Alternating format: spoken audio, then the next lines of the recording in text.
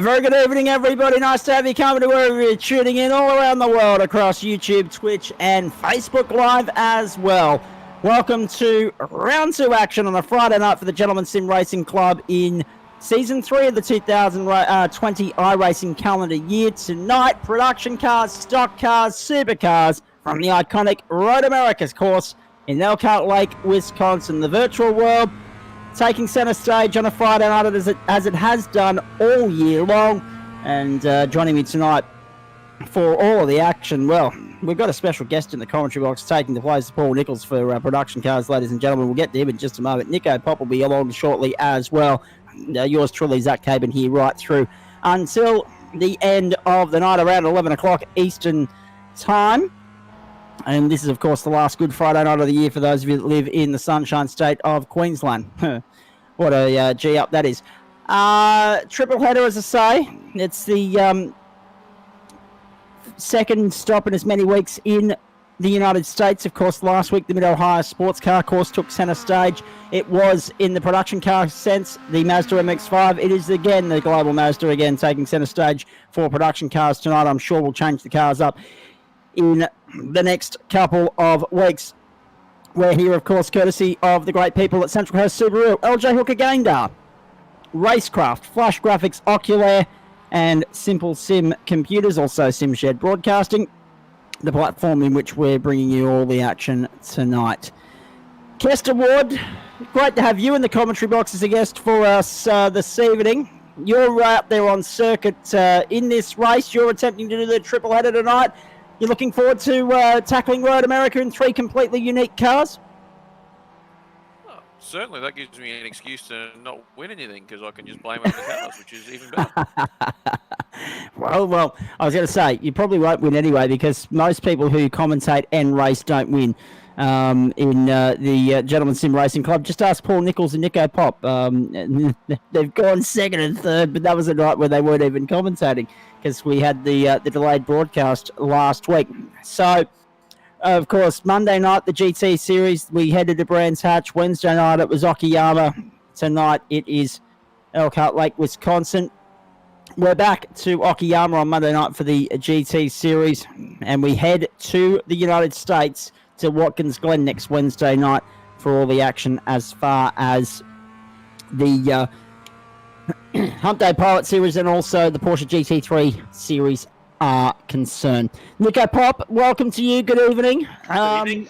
A lot to look forward to here, mate. A triple header on a day where the NASCAR world is all guns blazing. Looking forward to next year. Road America is a big talking point of a revamped 2021 NASCAR Cup schedule, so it's fitting that it's a prominent feature in our Friday Night Motorsport broadcast.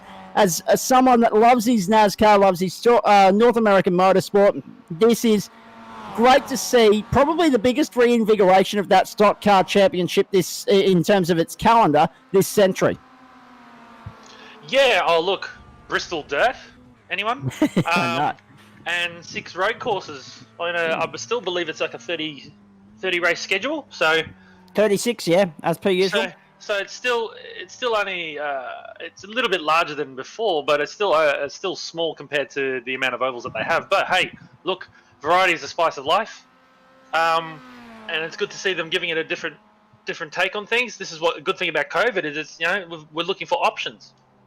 Well, this is exactly right, and I think it's a good thing that we've got 6 road courses. It's only 1/6 of the championship, but it's double what we had last year. So, joining Sonoma and Watkins Glen, and also the Charlotte Roval, you've got the Indianapolis Motor Speedway at the expense of the Brickyard 400, which is an interesting one. You've got obviously Road America and also Circuit of the Americas. So there alone, some ideas for Season 1 of the Gentleman Sim Racing Club Stock Car Series for 2021, mate.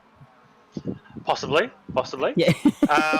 Also, I believe is it the Duel at Daytona? No, not the Duel. The Clash. The Clash will be on the road course as well. Yeah. To kick off the year, so that's going to be interesting too. And it's I'm sure the moved to purists won't Sunday like to it, but Tuesday, whatever. has it not? I'm not too sure. It normally used to be held on the Sunday, and I think they've moved it to the Tuesday according to the calendar that I saw. Okay.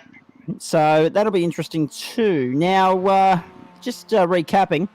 I needed to mention next week, of course, as far as round 3 is concerned, Circuit Gilles Villeneuve. So we've got a stop in Asia, a stop in America, and a stop in Canada as far as our Monday, Wednesday, and Friday night broadcasts are concerned next week. So stick around for that. Circuit Gilles Villeneuve, always a favourite.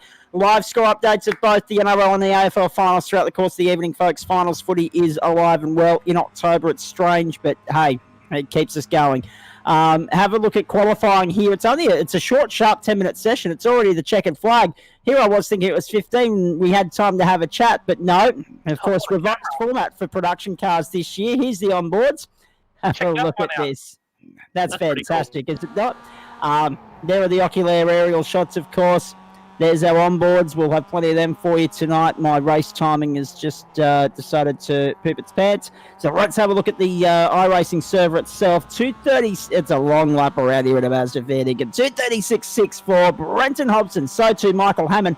But Hollow has pole by 0.08 of a second. Tony DeRossi third. Trent Lavis, Brett Selbywood, Jonathan Turner, Simon Francis, Brady Baldwin, Shane Witt, Todd Parks. The top 10 there.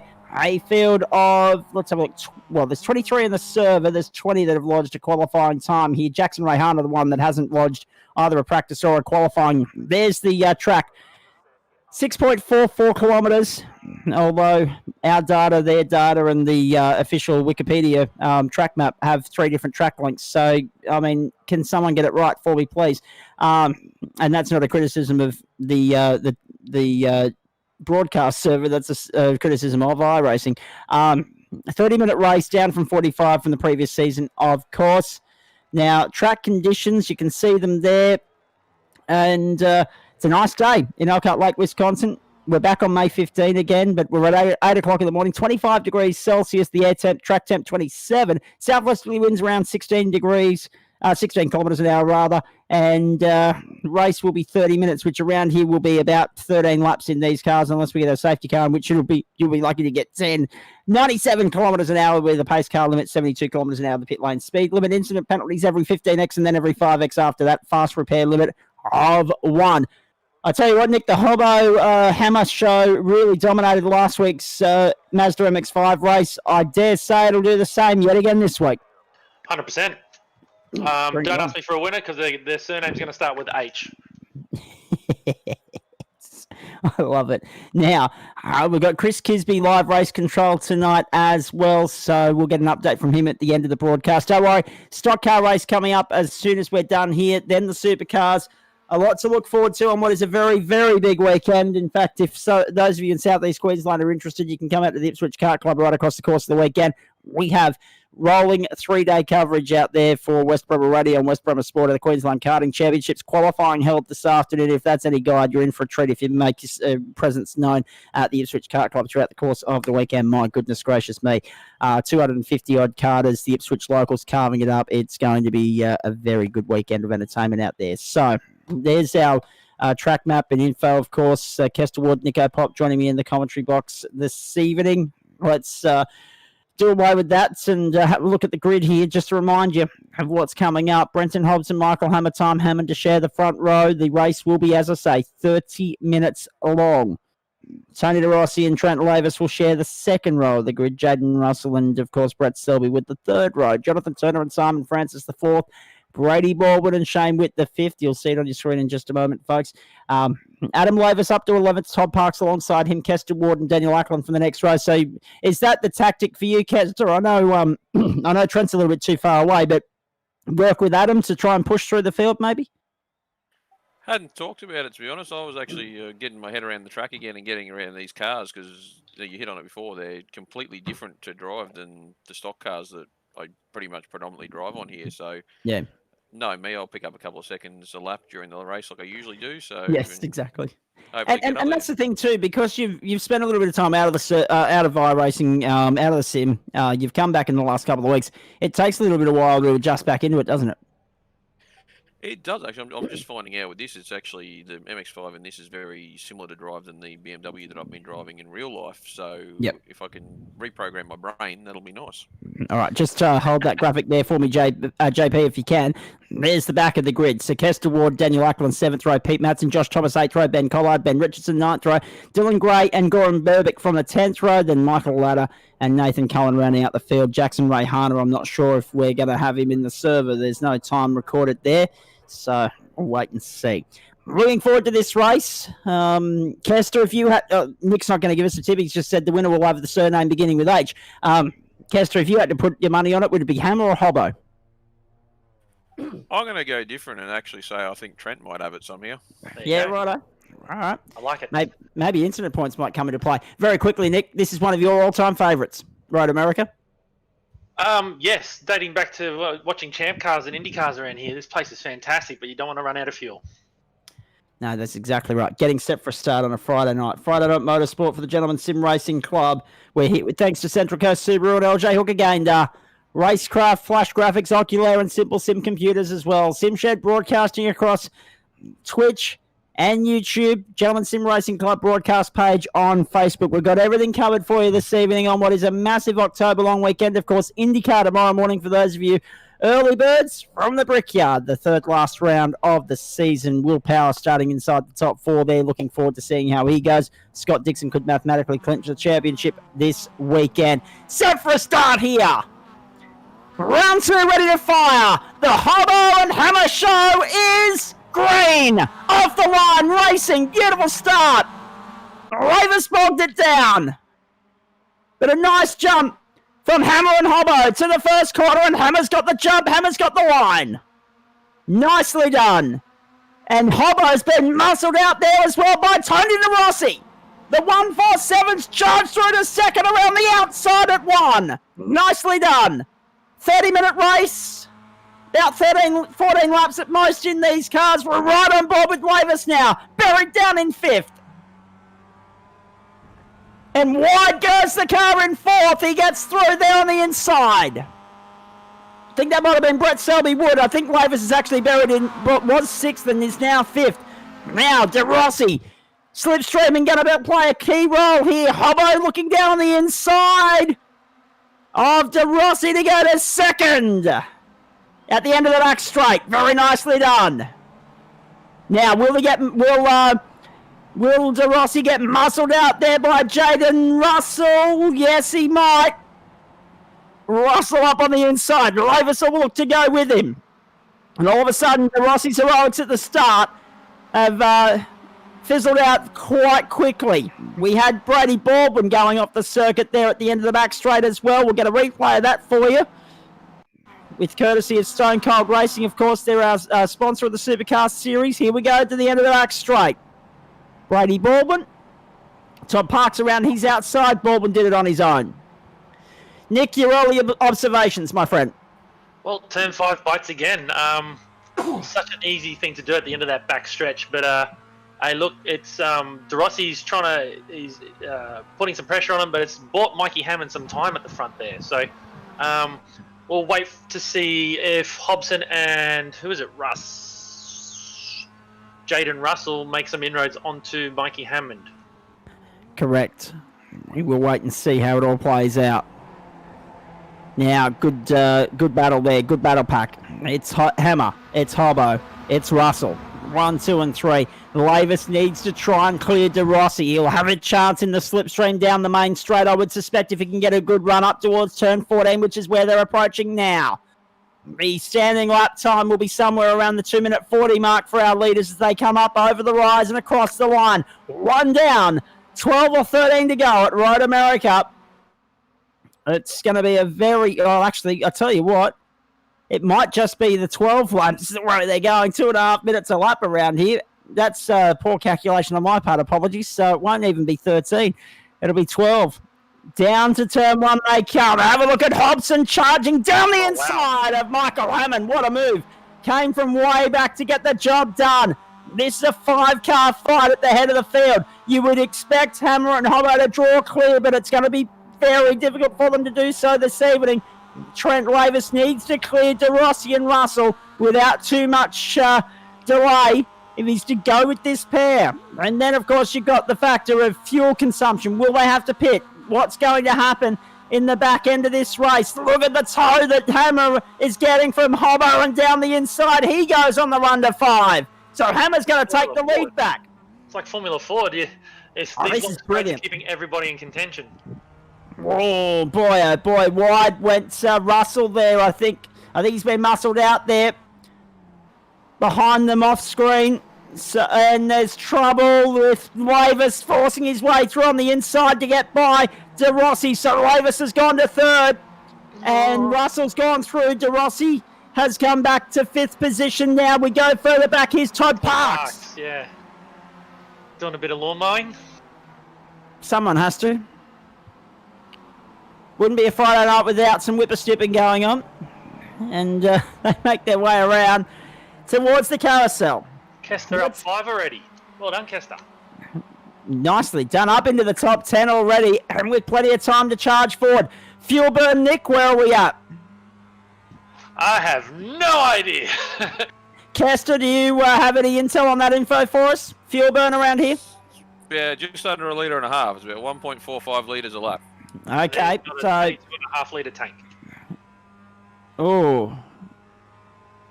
Yeah, that's touch and go whether they'll actually... Make it. Yeah. They could make it. They might not. That's, yeah. It'll be a 12-lapper. We know that. Car off on the left-hand side there. Oh, Canada corner. Yeah. Oh, it was Brenton Hobson. It was Brenton Hobson off at Canada. Have a look at this on the replay. Whoa. Game-changing moment there, because that's Hobbo out of race contention, I suspect. Uh-oh. Lavis. Oh, no. Hit him. And it was Russell on the inside. Oh, wow. I can't believe that. Hobbo won't be happy. Lavis was making a challenge, and that was clean. It was Hobbo getting collected from behind that did the damage. And now it's a 2-horse race at the front. All of a sudden, that 5-car battle we had 2.5 minutes ago, gone. Forget about it. We're only 3 laps in. I know. Well, this is the start of lap 3. Goes to show you how long a lap it is at Road America. Rule number 1, don't hit your teammate. I'm sure there'll be exactly some chats later on. This is the thing too. I think, Nick, the intensity's just been upped a little, depending upon whatever you want to take out of the gibberish that's just coming out of my mouth. It's been upped regardless because of the fact that they've got 15 minutes less to play with. Yes. Oh, jeez.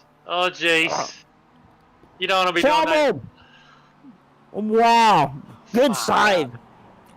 Oh, and only to be collected later. Brett Selby Wood, my goodness. That was rubbish. I'm sorry, but they've got to do better than that. That was just poor. I'm sure we'll get a replay of all that in a moment, but in amongst all of that garbage going on back there, Trent Lavis has managed to get onto the tail of Michael Hammertime Hammond, and they have broken clear of the rest of the pack. So it was Simon Francis, it was Brett Selby Wood caught up in all that nonsense. And Kester, I think you might have got caught up in that too, did you? Yeah, they looked like they were trying to run each other off the road, and I had nowhere to go, and yeah, got crossed up when I tried to get on the brakes. So, well, that happens. Yeah, exactly. Well, Nick, it's no longer the H&H show, it's the H&L show. And now look at this! Lavis up on the inside, can he get the job done? Yes, he can! Trent's in front at Road America, but he goes wide, and Michael Hammond draws back up alongside him and gets back to the lead now. Nicely done! This is going to be a good race. This is going to be an absolute cracker. I've got to do well not to lose my voice tonight because I've got another 2 days out at the Ipswich Kart Club to come, but trouble further back as well. There's 3 or 4 cars involved there. Kester and Daniel Ackland are caught up in all of that. My goodness gracious me. So, the rubbish that's going on behind, have a look at this. It started out of Canada. Oh. Come on, boys. You can't do that. That's called Thunder Valley. You can't do that into there. It's a one line part of the road there, so I don't know how he got away with that, but wow. We're not going dirt racing. Not yet. This is heating up too. Lavis has the fastest lap of the race now. And that's important to note because he's got back to the lead. And now he's trying to break the toe of Michael Hammond, but that's not possible because Hammond is glued to his rear. He pulls out of the draft. He goes for it down the inside on the run to turn 5. And Michael Hammond gets back to the lead at Road America, but can he hold it and for how long? He's got him covered for the moment, but he runs it a little bit deep, pulls it up nicely. Lavis back up on the inside, the up and under! Lavis side by side with Hammond in the slightest bit of contact, and Lavis takes the lead back. Oh, look at this! Is super stuff. Round the back of the circuit again. These two top racers have raced against both. Yeah. This will be just heaps of fun for both of them. They'll be loving every second of this. And Lavis, of course, the man to beat in stock cars at the moment after winning the opening round at Mid-Ohio. We'll wait and see what he does doubling up tonight. Then he's going to come and have a chat to us in commentary for the supercar race, I believe. So looking forward to that. We've got all sorts of expert commenters tonight. Kester and Mark Jones is going to step in and have a chat with me during the stock car race. So we're looking forward to that. And then, of course, the supercar race will have Trent Lavis. So all in the absence of Paul Nichols, of course. Well, just on that, I mean, it just shows how good our community is. People are putting their hand up and stepping in and helping out. Yeah. It shows how much of we're cultivating a really good community here. Like, you know, Mikey Hammond goes and helps coach people at.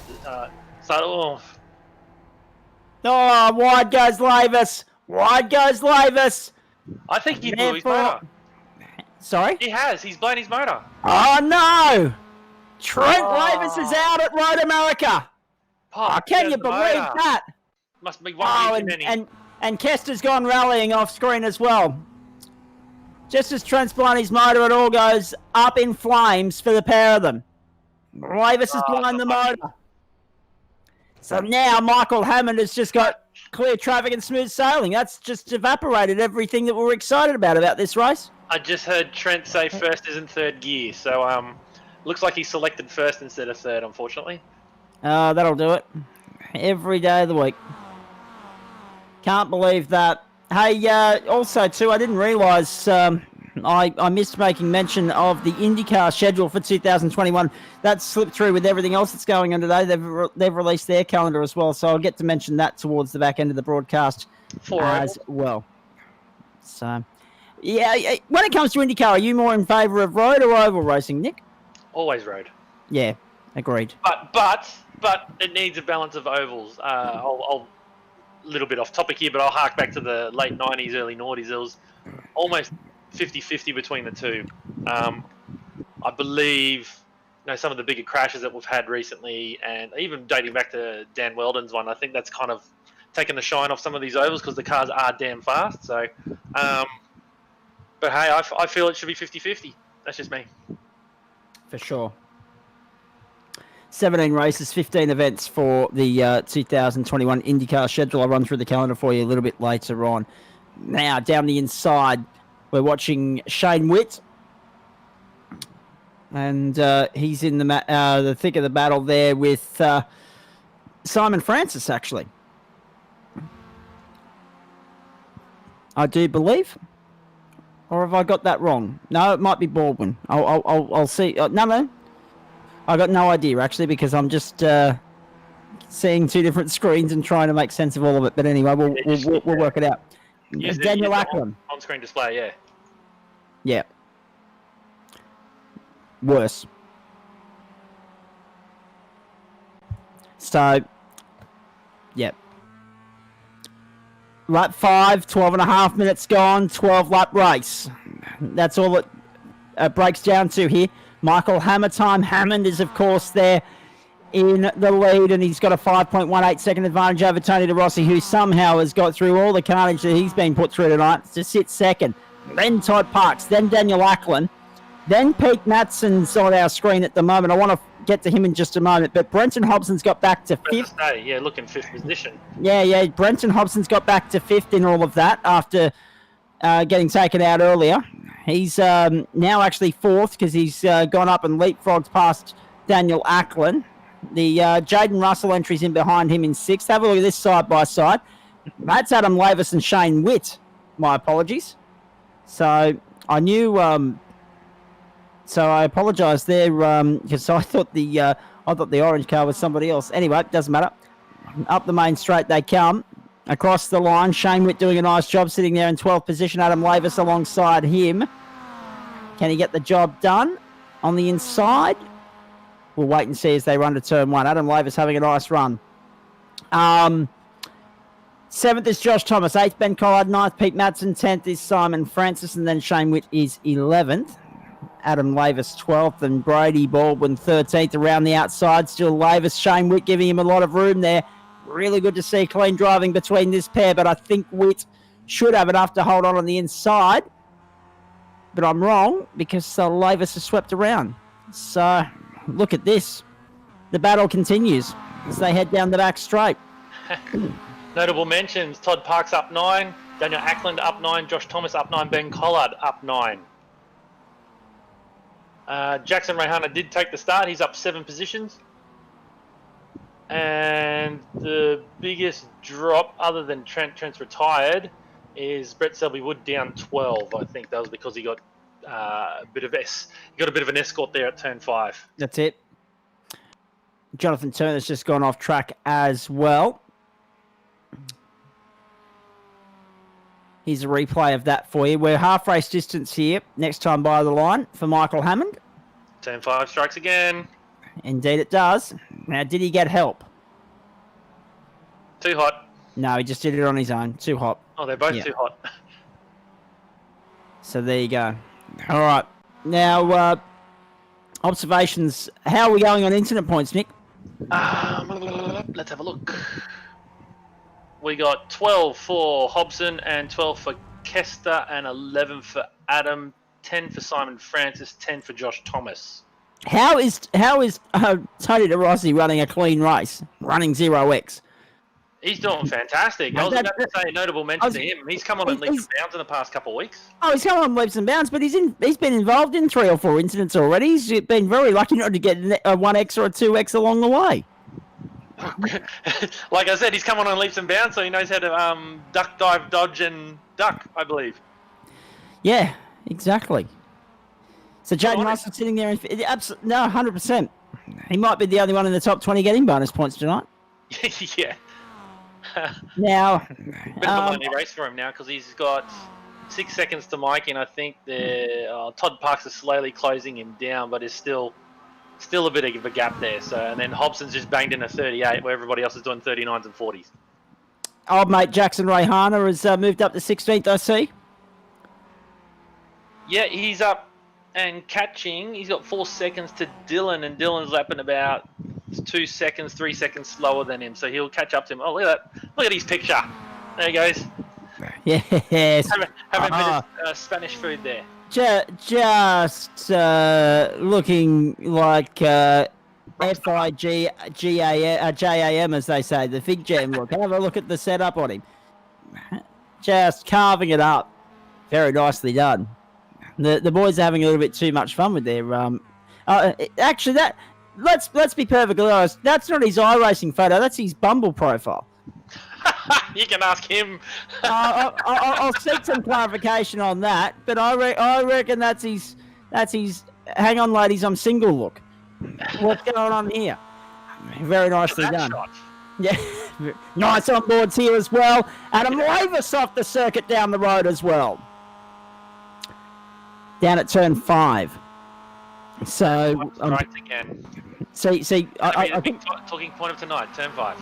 You know when I was just trying to calculate who was who there a few minutes ago, I got confused because I'm looking at 2 different sets of liveries because my trading paint still ain't working. That's the problem.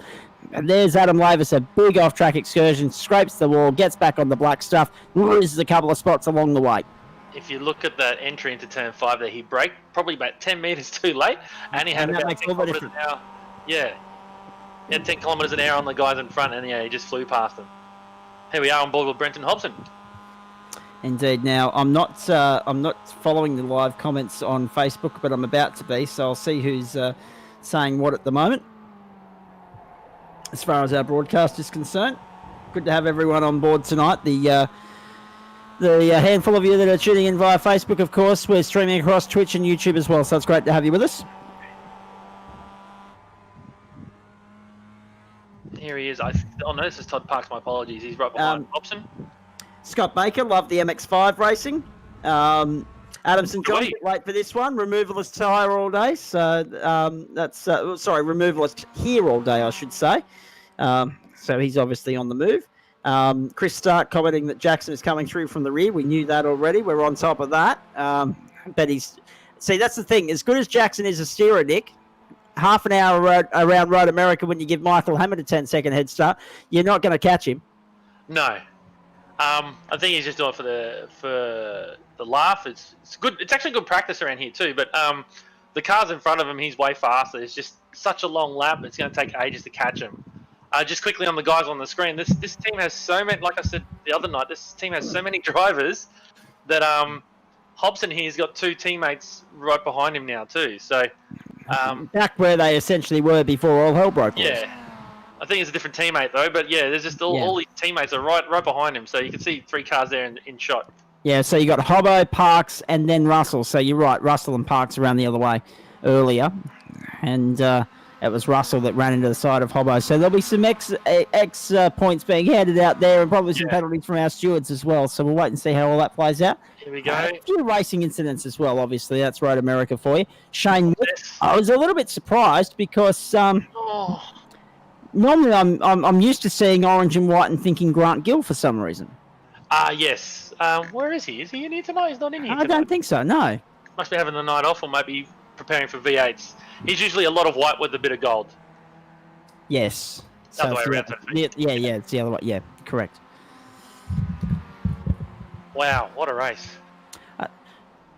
So, 8 laps in to a 12-lap race. Because Michael Hammond will get back to the line and start his last lap before the clock hits 30 minutes. As much as we are running out of time here. Already, can you believe it? Already into the final third of the race. So Hammond in complete control. He can just take it slowly and steadily now, Nick. There's really nothing holding him back.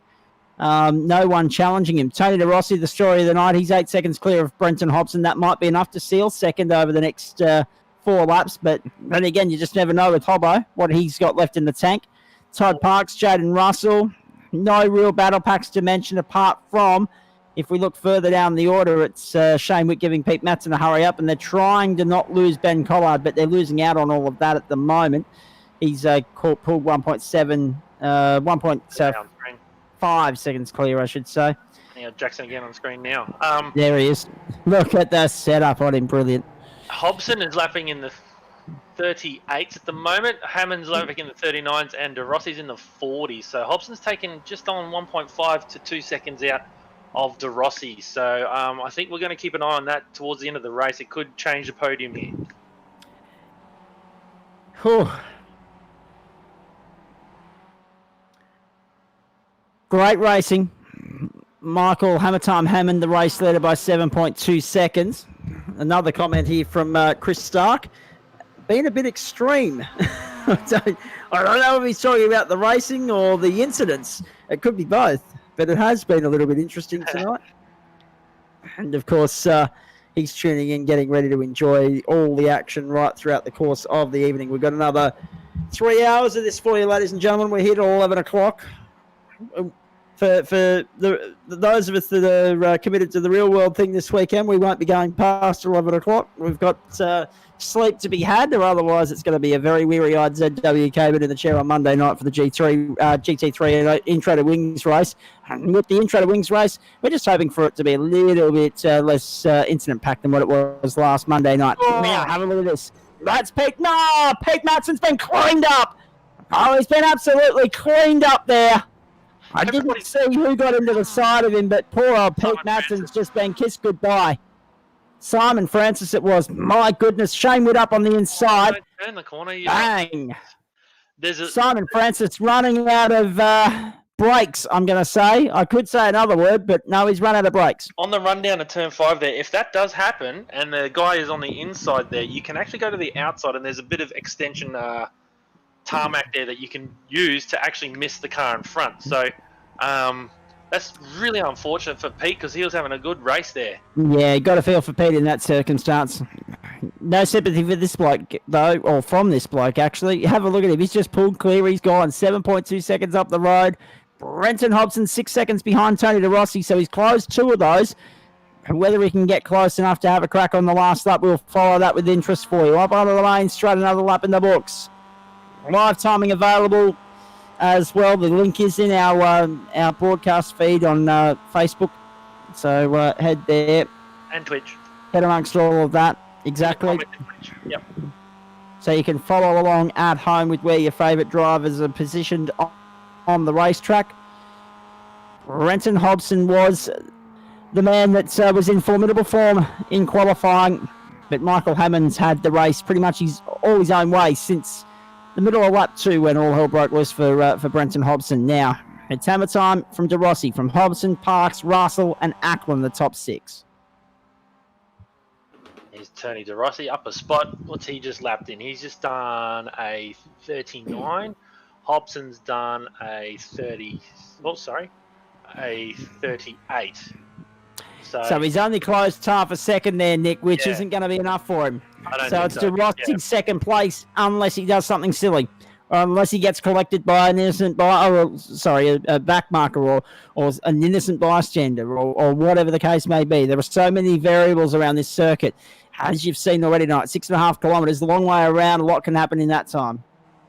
Tell you what, though, Tony's really, like I said, he's come along on leaps and bounds. He's using all the road, if not a bit more. It looks like his inputs are nice and smooth, so it's going to carry on into other cars that he drives. So it's good on him.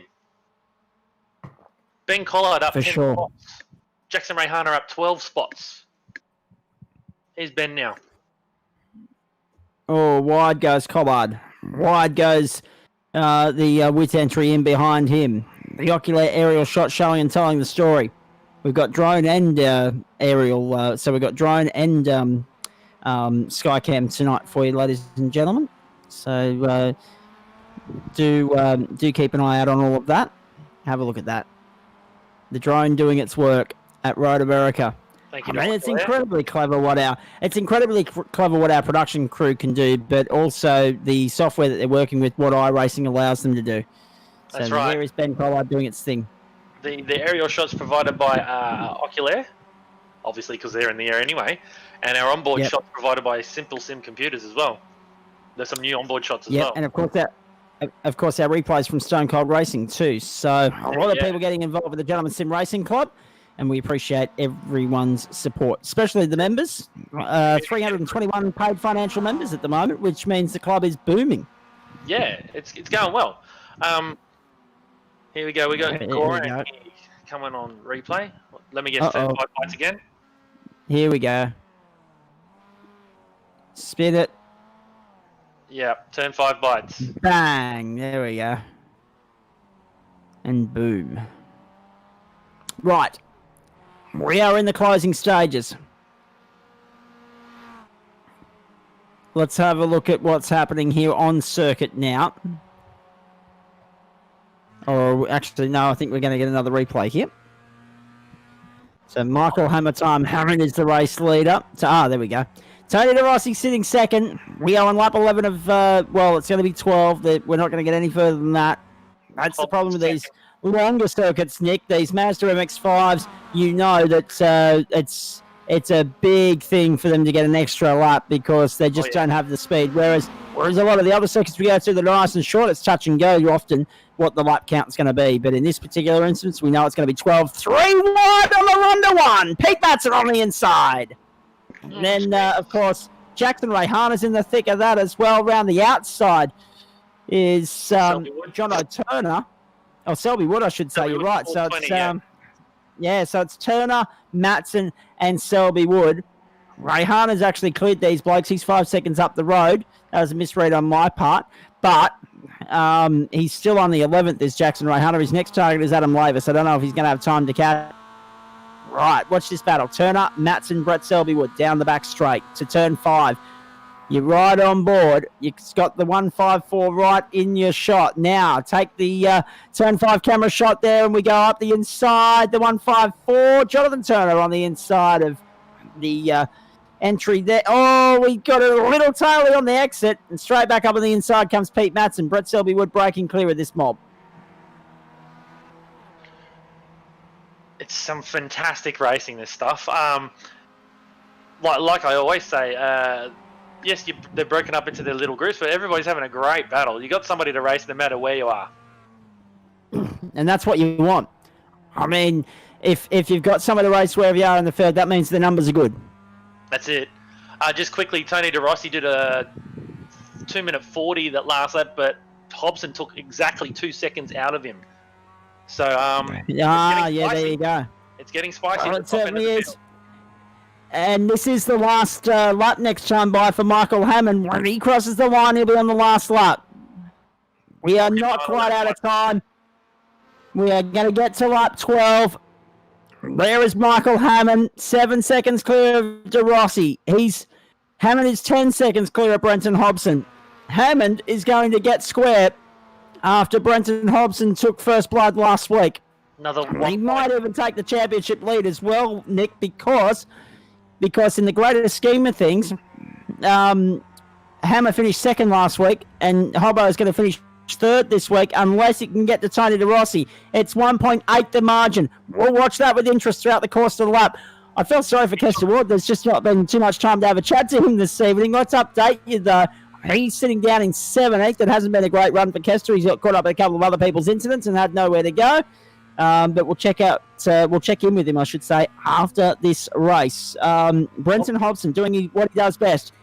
Foot to the floor, pedal to the metal, plowing his trade, going for it, gunning it. Trying to get up towards... Oh, look at that! Big dive under brakes, and now he's really close, Nick. Yeah, he's closing in. He took 1.6 out on that last lap as well. So it's going to be right to the last corner, I believe. What a salvation mission this would be.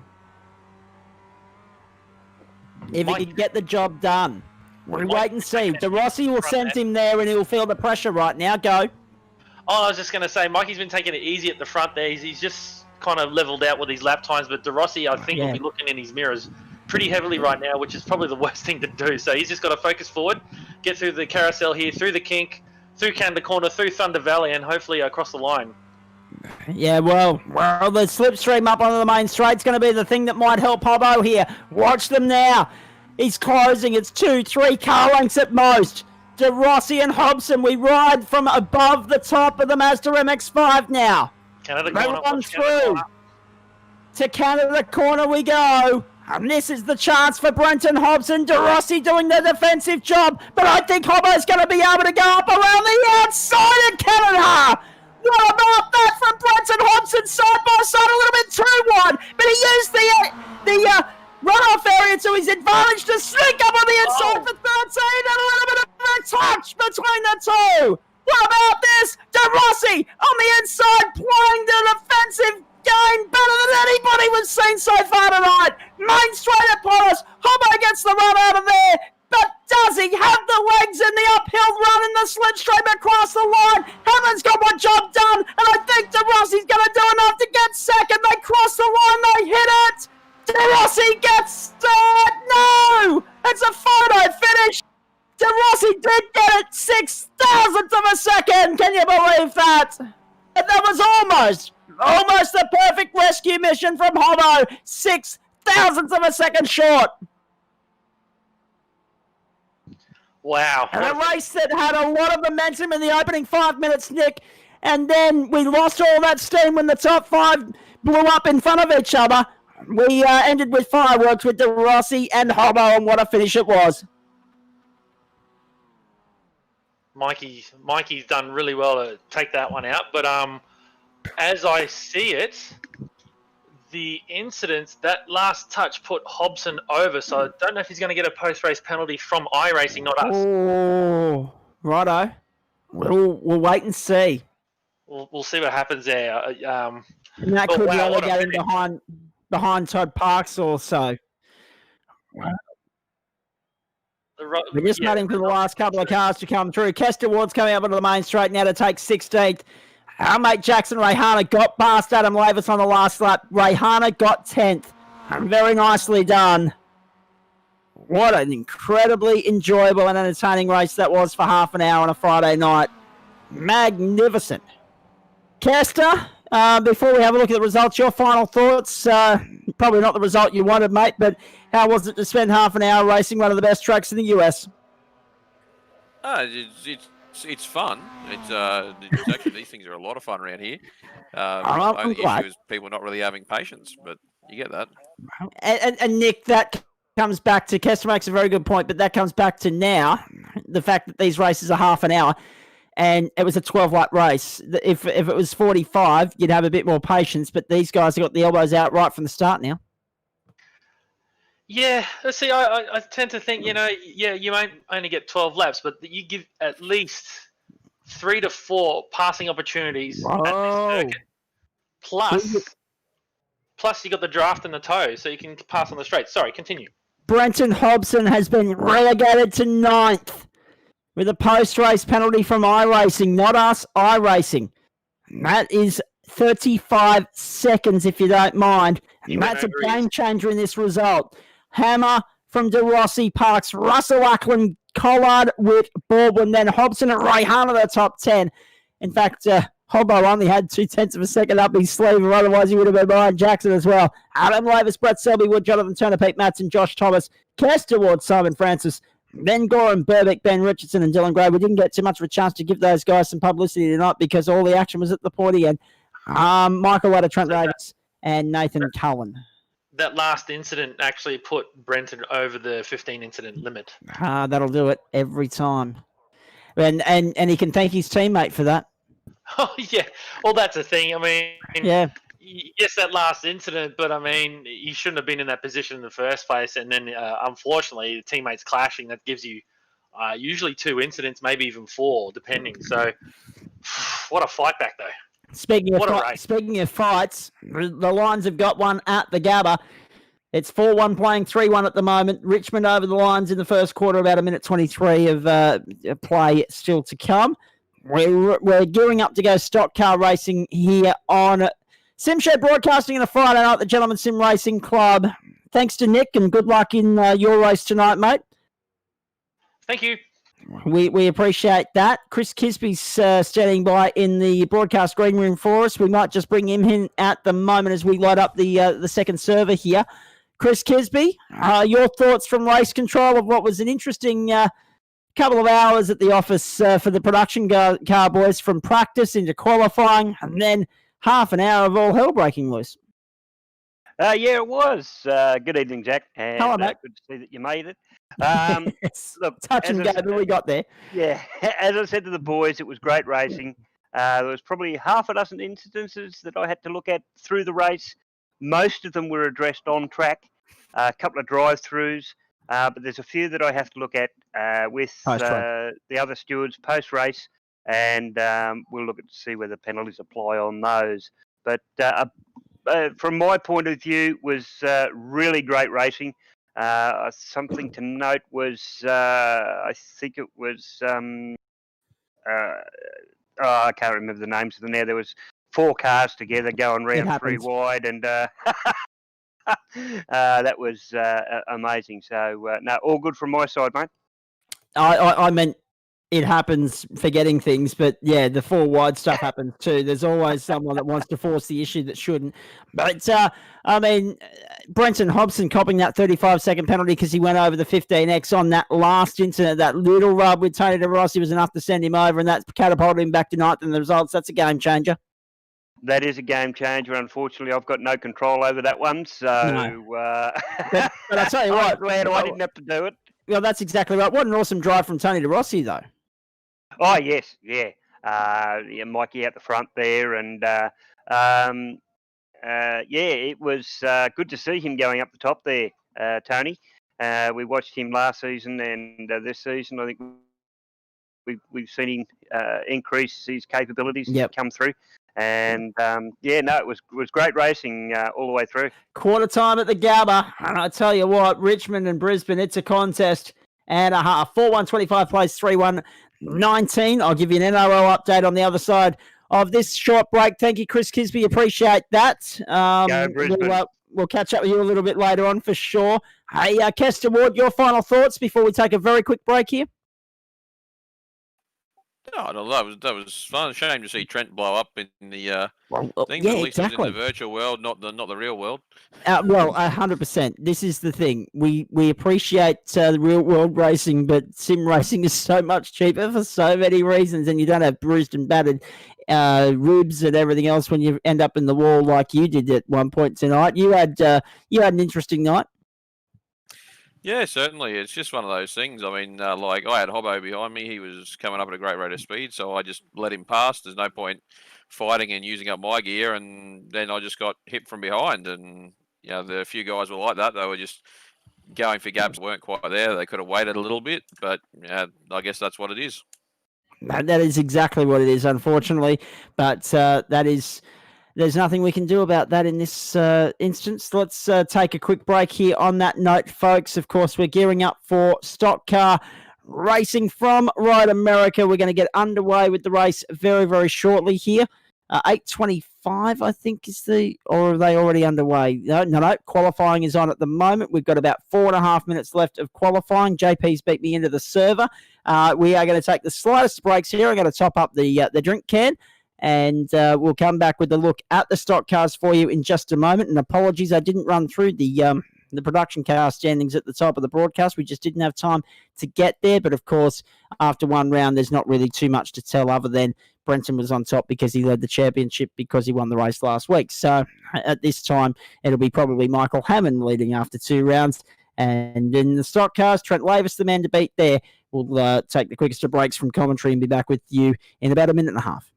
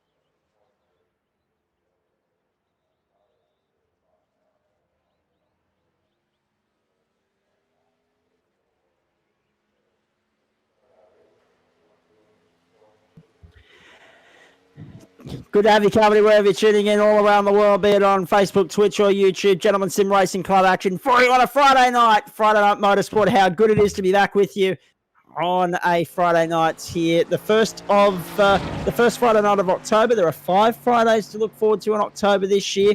As far as our stock car, supercar, and production car coverage is concerned, another great production car race. More of that, please, over the next 8 weeks. And right now we're gearing up for a cracker of a stock car race here, if last week is any guide. Qualifying, as you can see, underway at the moment. Track conditions tell us that this circuit is about 6.5 kilometres long.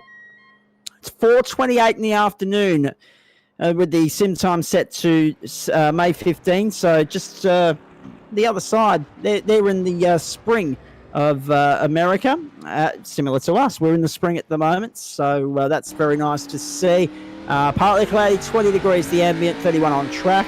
The race will be an hour or 23 laps, whatever comes first. Of course, we're trying to meet our broadcast obligations with the supercar race as well. Pace car speed 97 k's an hour, pit lane speed 72 kilometres an hour. Incidents every 20x and then every 10x after that. Fast repair limit of 3 tonight. So if it's anything like the production car race, those 3 might get used. We'll wait and see. Kester Ward's here. Chris Kisby's still here as well. And Chris, are you playing race control for the stock cars tonight in the absence of our good mate Paul Nichols? Not tonight. No. I did last week, and I try and just do one a night. Okay. Mentally, it gets a bit. That's it. Yeah, that's fair. But I will be racing in the V8s later. So. All right. And how are you feeling about that? Because Road America, we know what sort of a track it is. It's going to be a solid workout for you guys over the course of 45 minutes tonight. Yes, in the second split, it's going to be quite tricky. There's, I think I've done that in GT3s before, which didn't end well for me. But I was doing some practice there earlier on and changed some setups and got some advice from Mikey. And I'm quite confident to finish about mid-pack if I can. Indeed. We're going to have a really tight turnaround here between the end of the stock cars and the start of the supercars, folks. But stay with us because we'll have Trent Lavis joining us to have a chat in the supercar race. So looking forward to that. Cal Watmore from pole position tonight. Michael Schreier alongside him. Fastest time of the session, Cal Watmore, 2:08.6. No Glenn Postlethwaite. So this is definitely Cal's championship to win, although it wasn't a great start last week. Michael Schreier, of course, alongside him, Trent Lavis, Dennis Gaderick from row 2. Good to see Gaderick up there again. Then Michael Cracknell, Branson Hobson from row 3. Jackson Rayhana and Nico Pop from row 4. Then we go back to Adam Lavis and Jaden Russell from row 5. So Brenton's team well represented there yet again. Jared Daly, Kester Ward from row 6. Daniel Ackland, Todd Parks from row 7. Then we go back to all those that didn't post a time, really. Brady Baldwin, Josh Thomas, Brett Selbywood, Goran Burbick and Alan Archer. Now, a bit hard to post a qualifying time when the majority of those had only just like we did, got out of one server and loaded into another. Road America a bit hard to just get out, do a siding lap for 2.5 minutes, then do a flyer, and then, so that's why there will be so many drivers. Pit lane is going to be very busy, Chris, no doubt about that, because of the fact that, if it was one of the shorter circuits like Watkins or anything like that, you'd have a chance to get out there and clock a lap, but these guys just didn't have that opportunity. Pace car will take its spelled off. Is it to see Jackson come out of pit lane? Yeah, exactly right. And he did that tonight, but he must have been cutting it fine, getting home late or something like that. But he came out of pit lane, charged through to 10th. He managed to get into this server and do a lap. Not everyone has had that same luxury. Kester, you got out there, you punched out a 2:15, you sit 12th on the grid. What are your thoughts going into the next hour?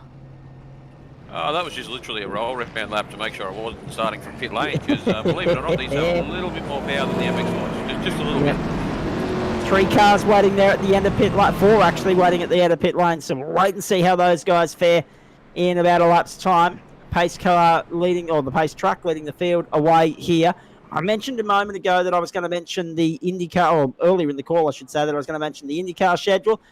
It's impressive. There's going to be St. Petersburg, March 7, April 11 at Barber Motorsports Park, April 18, Long Beach. May 1 and 2 a Texas Motor Speedway doubleheader. Therefore, Texas won't follow the Grand Prix of Detroit as it has done in recent years. Indy 500 qualifying will follow the Indy Grand Prix. So Indy Grand Prix May 15, 500 qualifying 22nd, 23rd of May, while the stock cars are, of course, over at the Circuit of the Americas. June, the 500 itself, May 30. Detroit, the doubleheader there, 12 and 13 June, then Road America the week after. July 4, Mid-Ohio. Toronto on July 11, then a break for the Olympics because NBC's the broadcaster there. Nashville, the new race, the Nashville, Tennessee. That's coming up August 8. August 14, back to Indianapolis. Now, that's interesting too because that's the second race on the Indy Road course for the year, and it supports the stock cars at the same venue.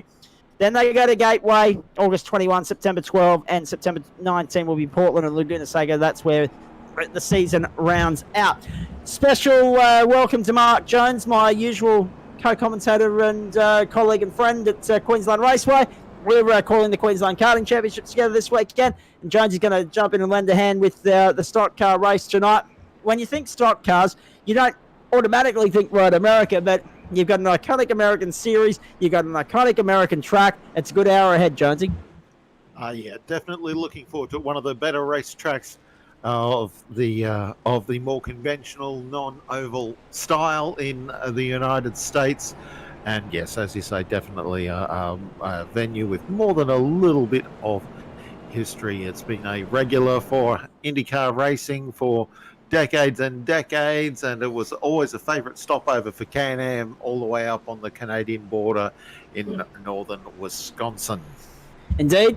And looking forward to seeing how this plays out. Of course, it's not often we get the pace truck doing a full lap here, but that will chip into our post-race time here, because we're literally going to be getting out of this server into the supercar split, and all hell's about to break loose there. So I think 9:35 is the start time for the supercars. We are going to be cutting it so fine, but we will get you to the start of the supercar race. Don't worry about that, ladies and gentlemen. Big Friday night ahead here.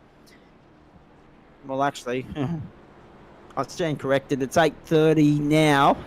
We've got an hour to race here, and it's a 9:30 start for the supercars. So we might be in a similar situation to what we were last week, picking up a race partway through. We'll do our best. No promises. Reminding you of the grid: Cal Watmore, Michael Schreier, Trent Lavis, Dennis Gaderick, then Michael Cracknell, then Brenton Hobson. That's the third row. Ray Hana and Pop, I should say, the fourth row. Then Maverick, that's of course Adam Lavis, Jaden Russell alongside him. Then Daly and Ward, Ackland, and then a whole host of other cars from pit lane: Parks, Baldwin, Thomas, Selbywood, Burbick, and Archer. So, Road America, Cal Watmore without Glenn Postlethwaite to go toe-to-toe with. Who can step up and answer the challenge? Can Watmore bounce back from last week? Let's get ready to fire. Road America, round 2 of the championship, season 3, 2020. Watmore and Schreier bring us to green. When the green flies, we go racing in Elkhart Lake, Wisconsin. Nice jump. Watmore clean start, already pulling out clear. Schreier losing out at the start. Trent Lavis flying by there on the inside, you can see. Schreier wants to force the issue on the brakes on the outside. Lavis has the line though, but Schreier muscles it out and takes second through turn 1. They can't afford to let Watmore get away, but you'd think in the absence of Postlethwaite last week, a very off week for him. And look at that, actually. Schreier getting muscled out there at turn 2 by Lavis. Nicely done. The run down the back stretch. So Lavis gets up to second. He's out to prove that last week was no fluke. We know it was no fluke. It was a brilliant performance from Trent last week to get the win at Mid-Ohio Sports Car Course. And it was trouble at the back. We've got Michael Cracknell turned around off screen. We'll have a look at the replay here for you in just a moment. Here we go. Down on the inside, couple of ambitious moves there, a little bit of driving, a couple of cars going deeper than others. And Schreier coming out of the corner, and there was contact in behind. Rayhana getting up on the curb and into the side of the car in question there, of course, of Cracknell. That's unfortunate. How the stewards view that, I'm not sure.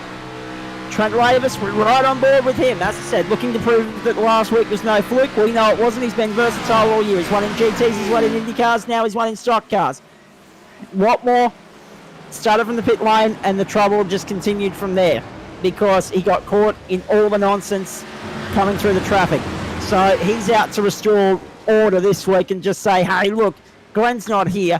I'm second best. I'm now going to reap the rewards of being the best in the absence of Glenn Postlethwaite.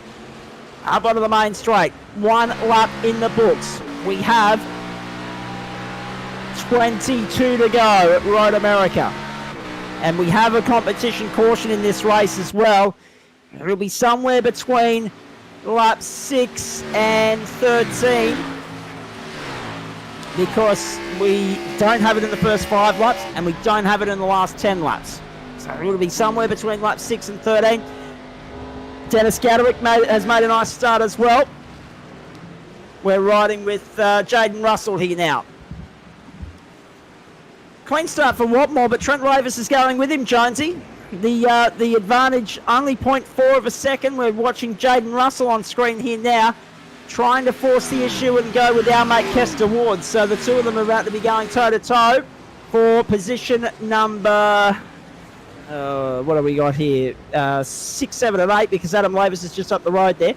We've got Gordon Burbick going off the circuit behind them as well. But interesting to see, out of all of that, it's not just the production cars that are having trouble at turn 5 tonight. Oh, well, it's a tough... Oh, sped up at the back there. Jared Daly going round the 32. We'll have a look at that shortly, but, oh dear. Sorry to chop you off there, Jonesy, but obviously Jared Daly in trouble at the moment. Our focus on Jaden Russell behind Kester Ward as we take a replay here. And Jared Daly, again, turn 5, the trouble point. Just getting a little bit taily on the exit. Actually, it wasn't turn 5, it was turn 6 on this occasion. Too much gas going into the corner, and he was a passenger before he got there. Yeah, that's a fairly simple mistake, but everyone makes it. Exactly right. Now, what more? Good to see Trent Lavis going with it. Here's a guy that, I mean, he takes his racing very seriously in the real world. The sim world, he's been very well known for rocking up at the last minute, doing bugger all practice, and then getting in there and going gangbusters and finishing in the top half of the field. We shouldn't be surprised. He too is a versatile driver, but he's going to have to really be on song to beat Cal Watmore now that Watmore's starting at the head of the field. Well, yeah, well, you often find that it's a transferable skill for those who race in the real world into the sim world, and of course the guys at the upper echelons of motorsport overseas and internationally. Most of them swear by that sort of thing, and the Formula One teams have all got their hardcore sim setups that we all wish we could have a go at. So it's not that much of a surprise at all, and of course it goes the other way too. We've seen in the with Nissan taking sim races off the internet and sticking them into Nissan GTRs and pointing to pit exit. Yes, exactly right. And that's the thing. We've embraced sim racing because we've had no other choice this year. However, sim racers, there's two ways to look at it. Sim racers that move into the professional world or the real world, I should say, have been by no means disgraced. And secondly, the fact that sim racing has been our saviour during COVID, we appreciate it so much more. And it's been a great platform for many years for those that don't have the budget to go motor racing, and that has always been an issue in Australian motorsport. How many guys have had the talent but not the money? It's a never-ending story. Now have a look at this. This is Brenton Hobson on Dennis Gadderick. This is the battle for 4th and 5th. Michael Schreier's a little bit up the road, putting the pressure on Trent Lavis. So you've got a 4-way fight here for positions 2, 3, 4, and 5.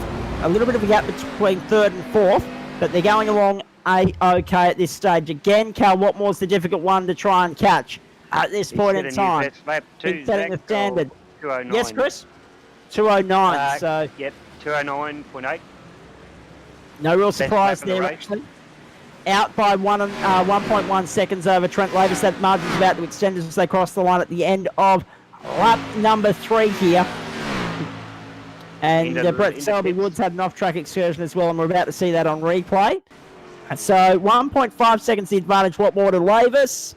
And there is Brett Selby Wood clipping the grass, and from there, passenger. Bang. Into the wall. That'll be a trip back to pit lane, I would suspect. And the good thing about sim racing, Jonesy, the crashes hurt less. Yes. Unless you're doing it wrong. Yeah. Exactly right. I don't know, I feel it through my steering wheel. Well, this is true, Chris. Exactly right. The unless you're doing it like Marcus Ambrose, where you've got the full simulator set up to throw you around like a like the passenger on a bull ride. It's an interesting experience. There's no doubt about that. But the amount of drivers that have said over the past, and I'll say it more now, especially the Queenslanders at this point of the year, I'm sweaty, I'm rooted, I'm this, that, and the other. they're all making those comments after racing. It's quite interesting to see how taxing the iRacing is. Indeed, well, Stephen Richards once said that going motor racing was like threading the eye of the needle while sitting in a sauna and wearing 4 tracksuits. Now, okay, you don't have the red hot race cabin to deal with, but certainly you still got all of that concentration, all of that focus, and that's still important as we see them heading down the so memorable Elkhart Lake circuit of Road America. And that's, of course, Canada Corner they're going through, one of the more famous ones. Indeed, yeah, all the way, the northernmost part of the circuit, the part that's pointing towards, to the land where they sometimes speak French, and you ever wonder why the Canadians don't send French racing drivers to the world? I mean, maybe that's just the Villeneuve thing. Yeah, exactly right. And we got a French flavour next Wednesday night, next Friday night, I should say. All these 3 races next Friday night, which you'll probably be back here for, are from the circuit Gilles Villeneuve in Montreal, Canada. So looking forward to that immensely. We're just going a little bit further north again, so it's going to be good fun. Hey, have a look at this. Trent Lavis and, of course, Michael Schreier. Now, Lavis has been the most improved so far this season. Schreier was probably one of the most improved last season. Constantly appearing in the top 5 at the end of the racing here. Now here's Daniel Ackland putting the pressure on Todd Parks on the run down into turn 1. Parksy lets him go. Let's check in with our in-race reporter. We haven't done that for a while. Kester Ward, you're running along nicely, mate. Started 12th, and you've moved your way up to 7th. You've had a little bit of assistance. Michael Cracknell's run into trouble. I don't know what happened to Nick. Jackson Rayhana, of course, started 7th. He slipped down to 10th. You're one of the rare few outside the top 6 that's actually gone forward, not backwards. Yeah, with these things, I think it's literally all about just avoiding wrecks and getting it to the end. And that's the thing, you be smooth. Don't have to be the quickest guy on track. With these, it's actually making it to the end. It's half the battle. Jonesy and I are side distracted tonight. We've got one eye on the AFL because we're both interested in the investment of the Brisbane Lions. And then, of course, we've got one eye on sim racing as well. I did promise an NRL update. It should be half-time in the match between the Panthers and the Roosters, of course. The first of the qualifying finals, Penrith the minor premiers. And at the moment, just approaching half-time, Penrith 22 leading the Roosters 10. So there's that news for you. So, total commitment from these boys at the moment. Kester, just going back to you. You're almost half a minute faster than what you were in the Mazda MX-5s. And the supercars are going to be roughly similar speed again. It's nice to have some horsepower, but you couldn't ask for 3 completely different beasts, from the MX-5 to the stock car to the supercar. How does your driving mentality change from car to car tonight? Well, that's the thing with the NASCARs. They've got a lot of power in a straight line, but you've got to pull them up about 100 metres before you think, and even that's probably too late. So they don't like stopping and they don't like turning, but yeah, they'll make up all the speed in the straight line, that's for sure. No wonder oval racing's so popular, Jonesy. They don't like stopping and they don't like turning. Well, that's hardly a surprise. No. They do, however, have a lot of sweat. So it's Cal Watmore. I was about to give another AFL update. I've already done enough of them tonight. Cal Watmore from Trent Lavis. It's 1.9 seconds, separating first and second at the moment. Lavis trying to go with him, but also trying to hold off Michael Schreier as well. But look at this battle pack. The one that you just saw on your screen there, of course, we had Brenton Hobson and Dennis Gadwick sitting there in 4th and 5th and going along very, very nicely. There's Nick at a Beauty and the Geek function. And we've got pit stops as well. The car in 14th position, that's, of course, Josh Thomas visiting the pit lane for the first time tonight. It's hard to know because it's a 23-lap race, so I didn't get the fuel burn numbers off Nick before we went on air here, but it's likely to be a one-stopper. Michael Cracknell's just headed off the circuit in the 05. We're going to replay that for you in a moment here. And he's been sent. Have a look at this. On the fuel numbers there, Zach, it's 3.9 litres a lap. Oh, Nick got crossed up into Cracknell, and that was that. Wow. So Nick will redress because that's the gentleman's sim club thing to do. So 3.9 to a lap, Kester. Thank you for that. And how much do you get in the tank, mate? I'm not sure, but I'm about to go into the pits myself because I've got 7 litres left. So yeah, fair enough. You're running 45% capacity as well. So that's the thing. It'll either be a 1 or a 2-stop race. Given that Michael Schreier's just got into the pit lane, I suspect it'll be the latter because everyone will get to the pits now and then come back around under the caution, I suspect, and then probably try and fuel save their way to the checkered flag. We'll wait and see. Cal Watmore, Trent Lavis, Brenton Hobson. We'll watch Kester Ward head into the pit lane very shortly as well. There's Cal Watmore. Best lap time so far, 2:09 for Watmore. There's Kester in the lane. Let's ride with him. 46.16 left on the clock here. Sorry, Chris? Michael Schreier in the pit lane as well. Yes, we made mention of that when he first jumped in there. He was the first to the pointy end of the field to make the jump to take the dive into the pit lane. And the others will soon follow, I would suspect. There's Kester. We're on board with him. He's taking tyres and fuel. Kester, what's the strategy? Is it 2 tyres while it's a green course and then 4 when it's under the caution? I'm taking 4 now and praying for track position when the caution comes out. Plus, I'm not running out of fuel again with Nick behind me because that doesn't end well.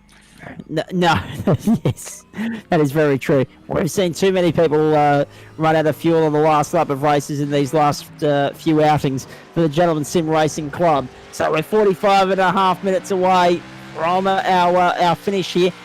Or if we get to 23 laps, whichever comes first, with the stock cars, I suspect it'll be the 23 laps, depending upon how long the caution is. But stranger things have happened.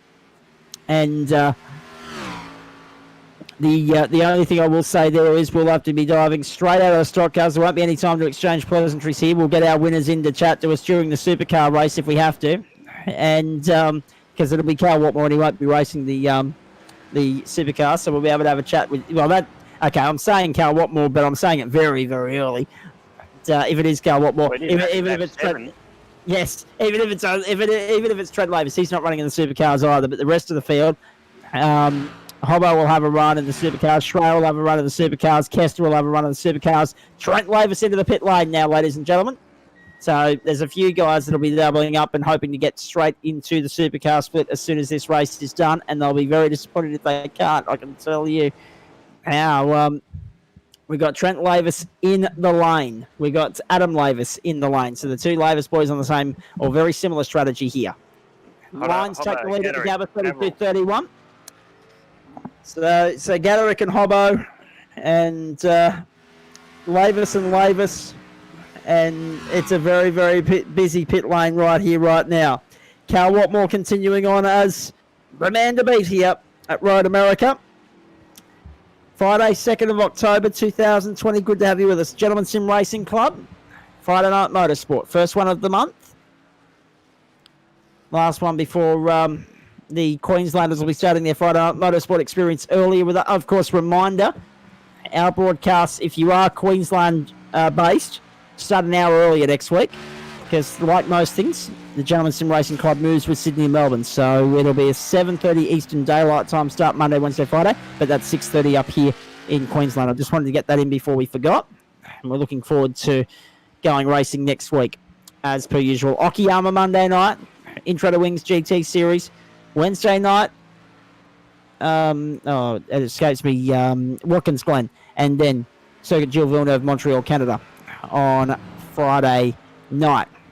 Ball batted down. Brisbane Lions and Richmond 32-31. The Lions in front at the moment at the Gabba. So I know there are a lot of Brisbane AFL fans with one eye on this and one eye on that tonight. Us included here. My team, the Sydney Swans, are out, so I may as well ride the Brisbane bandwagon.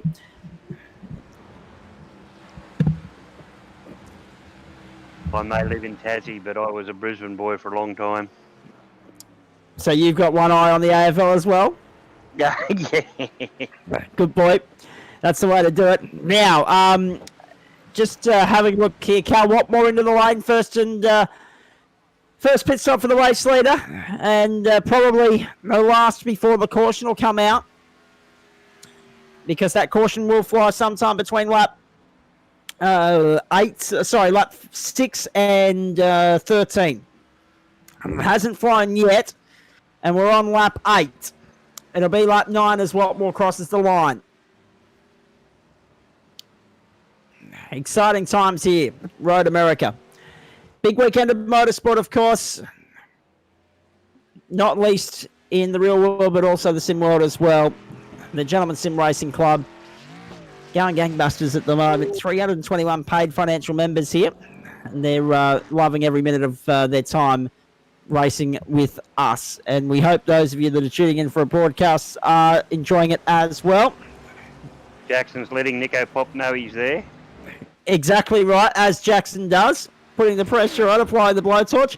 A very good evening, Parietta Starkis, who's tuning in, one of the great people of Peugeot racing, as they say, working on race car, funnily enough, and he's got the broadcast on in the background, and clearly getting sidetracked by posting comments on Facebook Live as well. He said, whoever can drive these cars is a good driver.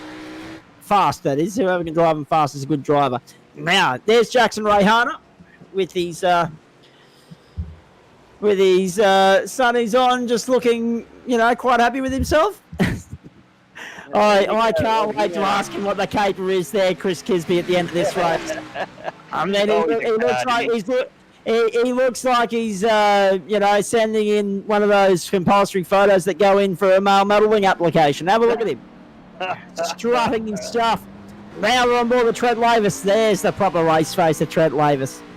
And he won't have the helmet on next weekend, Mark Jones, but he'll have the earmuffs on in the pit lane, the headset, the cans, because he's going to be working from this side of the fence for Dylan Cottill's Willowbank 300 campaign.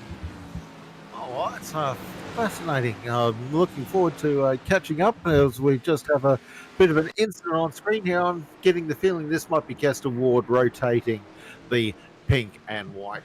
It certainly is, and as a result of that, it's Nico Pop losing out to Jackson Rayhana as well. Rayhana up around the outside after Nick got it on the dirt.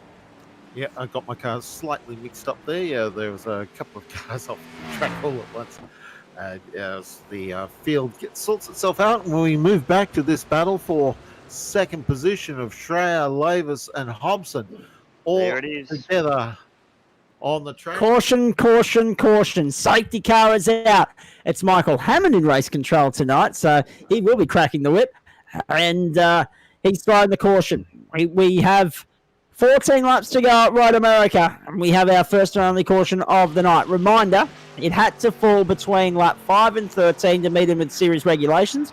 The first 5 are green, the last 10 are green, so we had a very limited window to get the caution period in tonight, but they are long laps under caution here at Road America, which gives us a little bit of time to shoot the breeze. This is going to be interesting, Chris, because this is the time where these guys will now, well, in Kester's case, we'll get to him in a moment, they just rest, have a little bit of a rethink, a regroup, get back together, come in, take on fresh tyres, take on some more fuel, and then the strategy game starts to be played, because if you're burning 3.9 litres a lap, I think the last time we had the Stockcar Series, it wasn't a 40-litre tank, so therefore there will be some serious fuel saving going on to try and not have to come in for a stop in the last 2 or 3 laps. This just got really interesting with where this caution was thrown. Yeah, that's right, Zach. I mean, I'm not in the same league as these guys, but when I'm racing with the same thing, the yellow flag, it just gives the driver a chance to rethink about what he's doing. Has he got his fuel right? Does he need another lot of tyres? And where am I going to get past on the next when we go green again? So it just gives them that little bit of time to sit back, relax, think about how the race is going for themselves, and I know I do, and we sort of look at it for the second half of the race. Quickly going around the grounds, halftime, Friday Night Football, Panthers and Roosters. It's 22-10. And I'm happy to report that is the halftime score there. Penrith doing what they usually do, and leading at half-time. 12 points the margin at the moment in the first qualifying final. Second qualifying final for the AFL. Well, a little bit of a turnaround in fortune for the Lions, Jonesy. I know you're very much interested in this. 5 seconds out from half-time. They have a lead by 13 points. Richmond has led for much of the night, but the last part of this second quarter here, the Lions have come on strong. They've got a 2-goal lead all of a sudden. Oh, no, I would say that Richmond have led all night. Brisbane led most of the first quarter, and Richmond have led most of the second quarter. So it's been roughly 50-50, but it has been a 3-goal turnaround from quarter time to go for the Lions, going from 1 goal down to 2 goals up. So looking very handy indeed as we wear down the last couple of seconds. And that'll do us. Half-time in the second qualifying final. Brisbane by 13 points, 7-2-44 to 5-1-31. Now, we're following the safety car. We're on board with Callum Watmore. We're waiting for the pit window to open, of course, the pit lane to open so that the drivers can come in, take on fuel and tyres. Kester Wood, let's check in with you. You've come back out in the 10th in all of that, of course, after taking 4 tyres. Is the what's the focus for you now? Are you going to take 2 in this pit stop? Try and get a jump on the rest of the pack? No, I'm actually thinking I might take 4 and hope everyone else takes 2, and I'll just be able to... I think a few of the guys aren't going to take any, actually, but Yeah. My calculations is we can't get to the end, so I'm going to take Well, them. that's what I thought, yeah. Bit of There's cat a and mouse quick by some of the guys there. Well, that's right. A few cars have not come into the lane, which is interesting. And this is the thing with a limited fuel capacity and a few other factors. Getting to the end of this race, it might be easy. It might be a better decision to keep out there now and then take on a shorter fuel run. Take on a full fuel run later, and then wait for everyone else to come in and realise, hang on, we've actually got to do a short splash and dash to get home. So it's going to be interesting to see how this plays out. And it's always more interesting for us when there's 2 different strategies at play here. It's more interesting for the viewers at home as well. Speaking of which, tuning in via Facebook Live tonight, Julia Mucky saying good luck, guys. And I'll be racing him shortly. Exactly right. He's getting ready for supercars as we speak. Actually, are you going to have a practice and qualifying run, Chris? Yes, I'll give it another 20 minutes, another 10 minutes or so, and I'll slop over to there. But I heard you mention NRL before there, Zach, and what did you think of Wayne Bennett taking over from Mel? He had great success as a Maroons coach in the 80s, and he also won a couple of series with them in the noughties as well. Whether he can get this mob across the line remains to be seen. I mean, yes, okay, we've got some good stars that play for Sydney and Victorian-based clubs, but Queensland Rugby League this year went down the toilet, didn't it? I mean, they were all in the bottom half of the ladder. The Broncos famously getting their first wooden spoon. It's hard to see, and I say this as a Queensland supporter, it's hard to see us winning the Shield this year, even with the super coach doing his thing. Great appointment for Brisbane to get Kevy Walters on as coach. Kevy's ambitiously come out and said that they want to get into the top 8, into the finals next year. I mean, that's a significant turnaround in fortunes if they can achieve that. So there's a lot to play out, obviously. 6 months before the 5.5 months now before the new season starts up. Let's see. I don't think the Broncos fans will take too much more of the crap that was served up this year. I got to admire you with your knowledge across all the sports there, Zach. You can throw something at you and you're right across it, mate. Excellent. Oh. Well done. I'm glad you thought it made sense. Now, speaking of being across all sports, I'm going to give a personal plug here. Tomorrow, the great man sitting alongside me and still awake, I assume, yes. Jonesy and I, we're out to the Queensland Karting Championships tomorrow at the Ipswich Kart Club in Willowbank to call day 2 of the action there. Lights are still on the safety car, so we're going to go around one more time and get this race back underway. Jonesy, I'm as tired as you are. I don't know how I'm still functioning, but what we've seen today sets us up for a fascinating 60-race program. Today was the busiest day. They had 3 practice sessions and a qualifying, 4 on-track sessions. That's as many as they have on any day throughout the weekend. Tomorrow, 3 races. Sunday, fourth heat, and then the final. They could have a rubbish day tomorrow and still win the thing on Sunday. That's the great thing about a final only counts format. From what you've seen thus far, what should the people that tune into West Brother Sport look forward to this weekend? Oh, I think there shall be. There shall be stuff. Stuff. No, there will be karts and they will be racing and it will be good. And of course, we'll be commentating, which means if you can bear the sound of my voice for another 18 hours this weekend, you'll be good.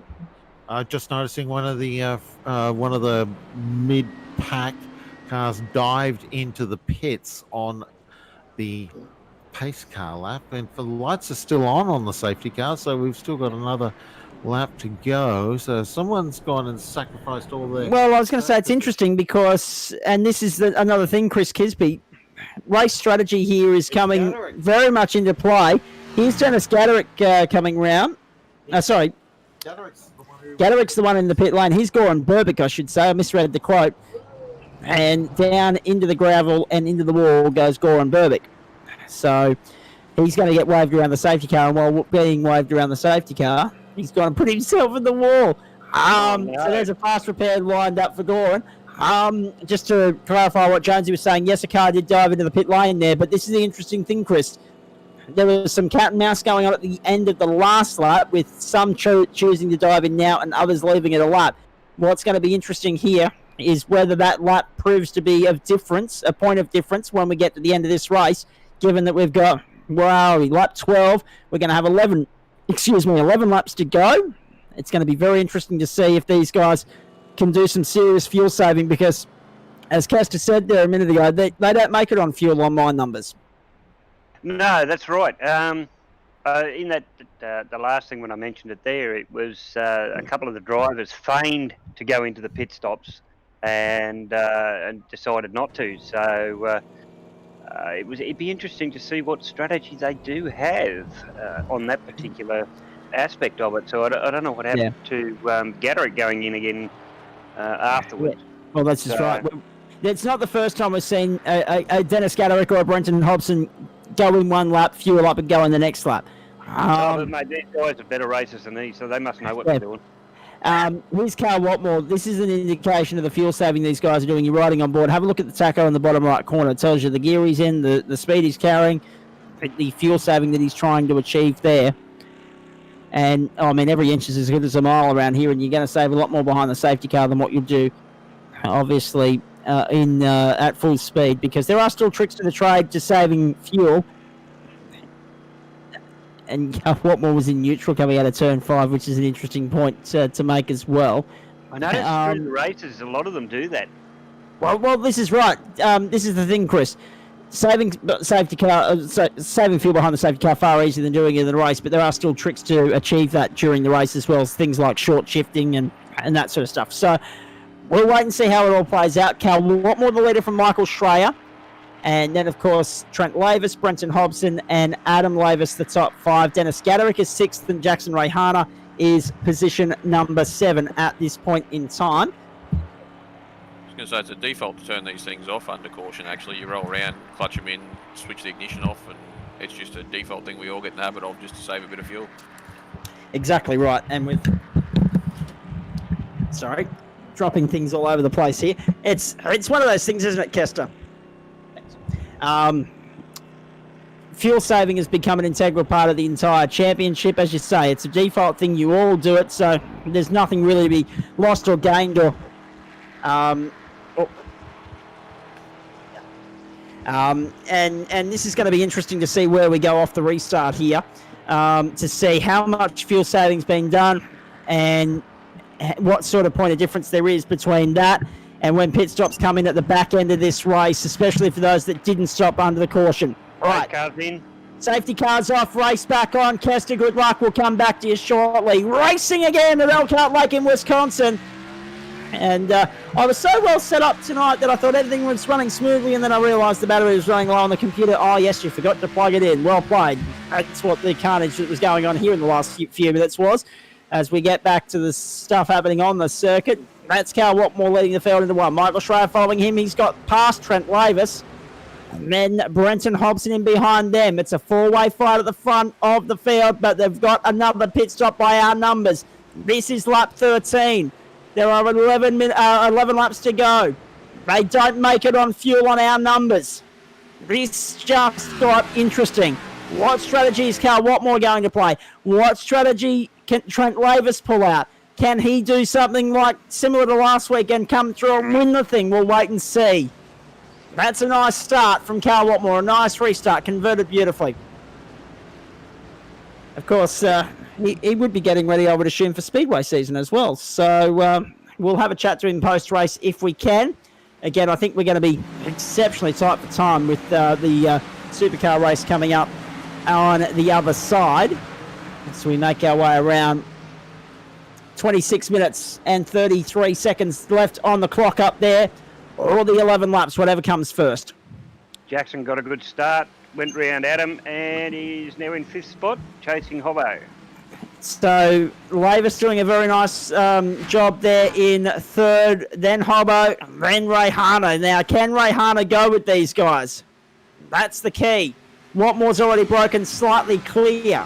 Then Schreier, then Lavis, then Hobson.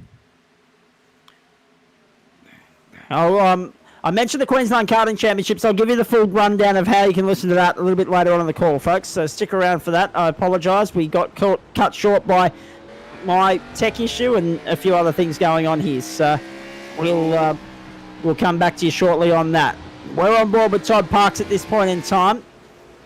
10 laps to go next time by the line. I tell you what, this is the first lap. See, this is the thing. Safety cars breed safety cars in every sense of the word. We don't get that in the stock cars because they're not allowed to be thrown in the last 10 laps. There's Adam Lavis on screen now. He's under pressure here on the inside from Michael Cracknell. But Cracknell doesn't get through. But this is the thing. Oh, sorry, it's Jaden Russell. My apologies. So here's Jaden Russell on screen now. This is going to be interesting. This will explain what happened to him. Getting it all a little bit crossed up and onto the grass and into the dirt. Yep, that'll do it every time. Now, just going back to the restart point. All elbows out, everyone bunched up. Things get a little bit fiery. But these guys have done a great job of keeping it slightly clean. There's Lavis getting passed by Cracknell now. And I think up there on the inside, Ackland wants to pounce as well. And does so. So Daniel Ackland goes through. Very nicely done. We have 10 laps to go here. Yes, Chris? He took advantage there with Adam just sliding just a touch wide. Now, Chris, it'd be remiss of me while we've got you to not mention the Up and Coming series. How'd things go last night? Just to give everyone an update on the club. Oh, mate, it was great. Racing's been really good in the skippies. We have our first lady driver, Vanessa Daly, and she's doing really well, so I'd encourage the ladies to come and join us on a Thursday night. We are now sponsored by the Wellbungary Hotel down there around near Albury there, so we do have a sponsorship for the up-and-comers.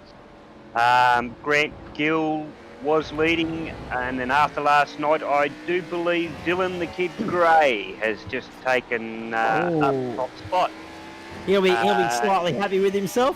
Mate, whether we can get him back into the car with a big head, we don't know. Yes. But he's loving it. He's loving it. Absolutely right. Covers is going great. And that's the main thing. He's loving it. That's the main thing. So we're looking forward to this. We'll keep you updated on the up-and-comers in coming weeks as Chris Kisby joins us on a Friday night, which is always nice of him to do so. Mate, good luck in the supercar race tonight as well. You'll be in the main split, yeah? No, I'm in the amateur split. I know you're in the amateur split, okay. I'm not good enough for those guys. But I'm just about to go and have some practice. So have a great call, guys, and we'll see you on the other side. To be honest with you, I thought you'd get a golden ticket as a club member, but that's okay. Good luck at the Natal end and in the development split, and come back and let us know how it all goes. Yeah, the only gold ticket I'll get, mate, is for being the most roadblock. Good luck, mate. Go well. Check in with us after the race. I will do. Rightio, Chris Kisby joining us on a Friday night. Let's check in with Kester. That restarts are always hairy, Kester, but oh no, wide goes Adam Lavis. Before I get to Kester, wide goes Adam Lavis off the circuit. He gets a bit of a slowdown, and that allows up on the inside there Todd Parks. And Dennis Gaderick has already got through as well. So Gaderick up into position number 7 now. And this is the interesting thing. How are we going to go on fuel? How is this race going to change when everyone comes in for that last pit stop? This just got really interesting here. Cal Rockmore the leader by 1.1. Kester, how was the restart for you, mate? Was it a little bit willy-nilly, hairy and dicey, or was it clean sailing for you? I was actually clean sailing until the last complex. Dennis got behind me and got a bit squirrely, so I came out of the gas and lost the position there, but he apologised, Yep. and yeah, that's it. I'd rather do that than stove someone, so I'm back on Adam now, so it's all good. In that sense, because obviously Dennis is part of the team, is it fair play for you guys to just let the faster ones go, or is there a little bit of inter-team rivalry?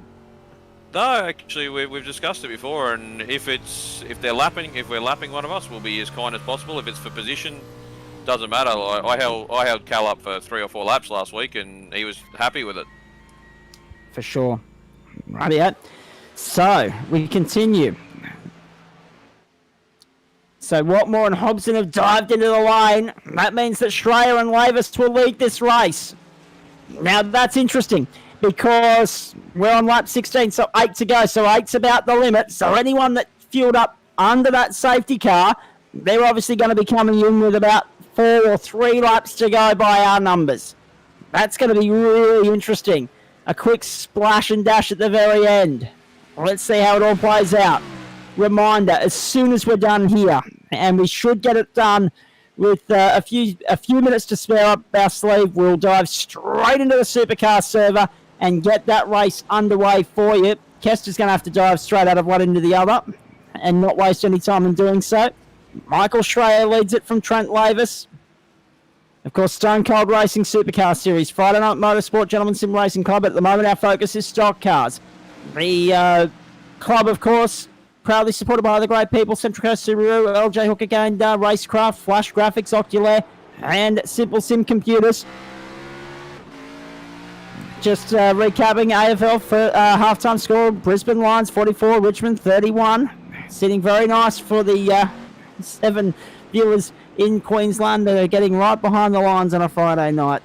And they're, I think it's their 3rd Friday night game. And certainly not their first primetime game this season, which is really good to see. Great stuff. Here's Daniel Ackland. Under pressure from the 488. That is D. Nice Gaderick. And of course, we think it should be V Nice, but it works better with the D for Dennis. So, because some of his driving this week, particularly the GT3 series, has been very slick and very schmick. It's been terrific for the Gold Coast boy. Now, Adam Lavis forced the issue on the inside of Todd Parks off screen as well, but Todd got the job done. Here's this ongoing battle, however, between Ackland and Gaderick now. Now, if Gaderick can get a good enough run off the last corner, it doesn't matter, Ackland's going into the pits anyway. So Gaderick gets the job done. Going along quite nicely. So pit lane, the hub of activity at the moment. Let's, as I said, had a couple of issues with our timing screen tonight, so I've been flicking between that and the iRacing server. Let's go back and see if timing wants to play ball. Yes, it does. Michael Schreier is in the lane. Trent Lavis continues on as the race leader. Cracknell second, Gaderick third. Those are the ones that are yet to stop. Ackland, Parks, Schreier, all in the pit lane. So too Josh Thomas. So it is all happening out there right now.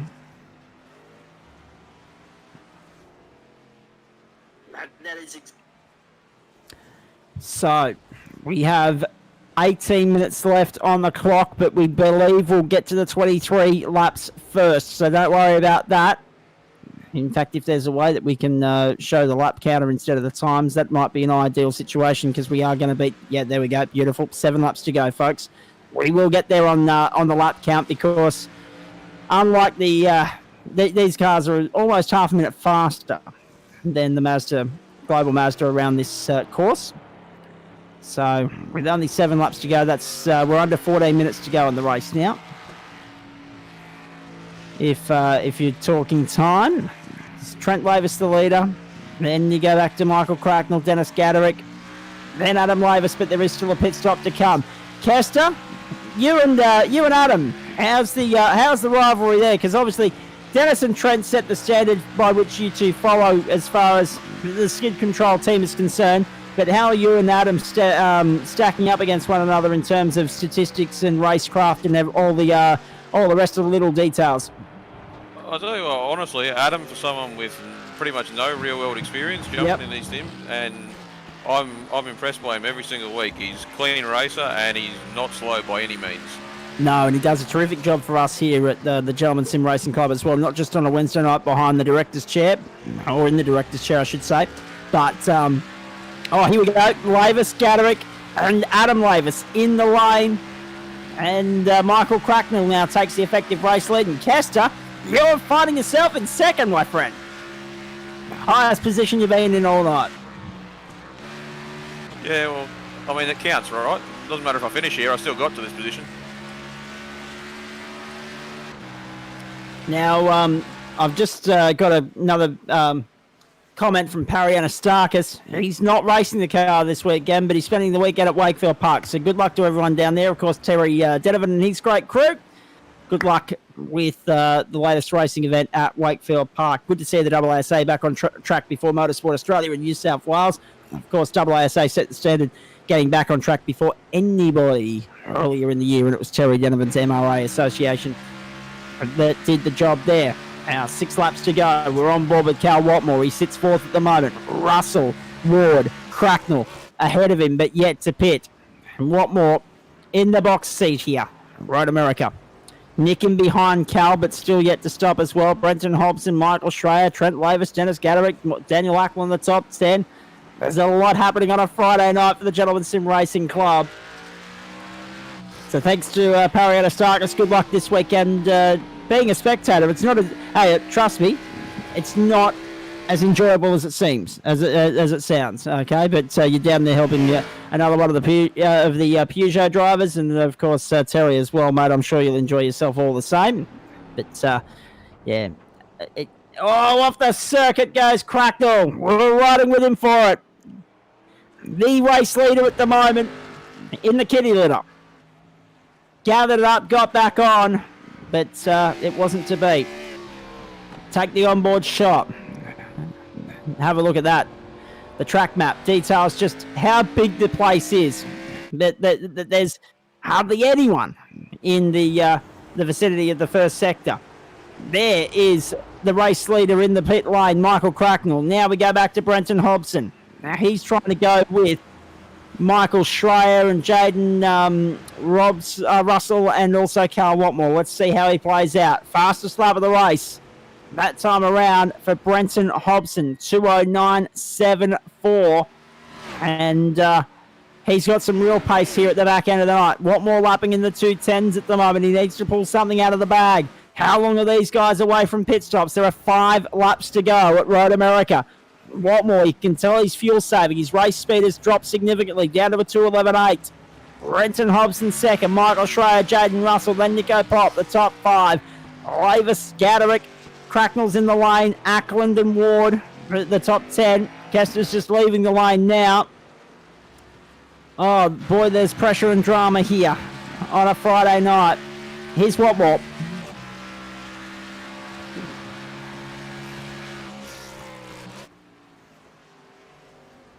Oh. 5 laps to go. A little over 30 kilometres of Road America. Nick will be back with us for Supercars. Trent Lavis as well.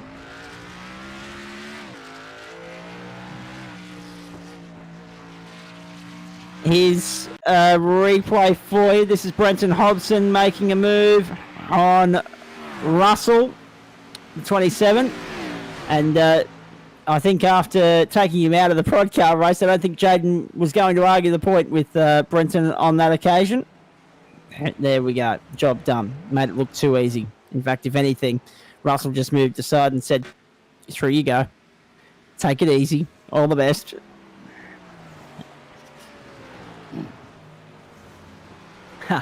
Parrietta Starkus replying to the convo saying he's a crew chief. Yeah, good on you, mate. I must say, as a commentator, I'm a very bad spectator. So I admire you. Oh, off the circuit again, another one. That was one of the lap cars behind in there.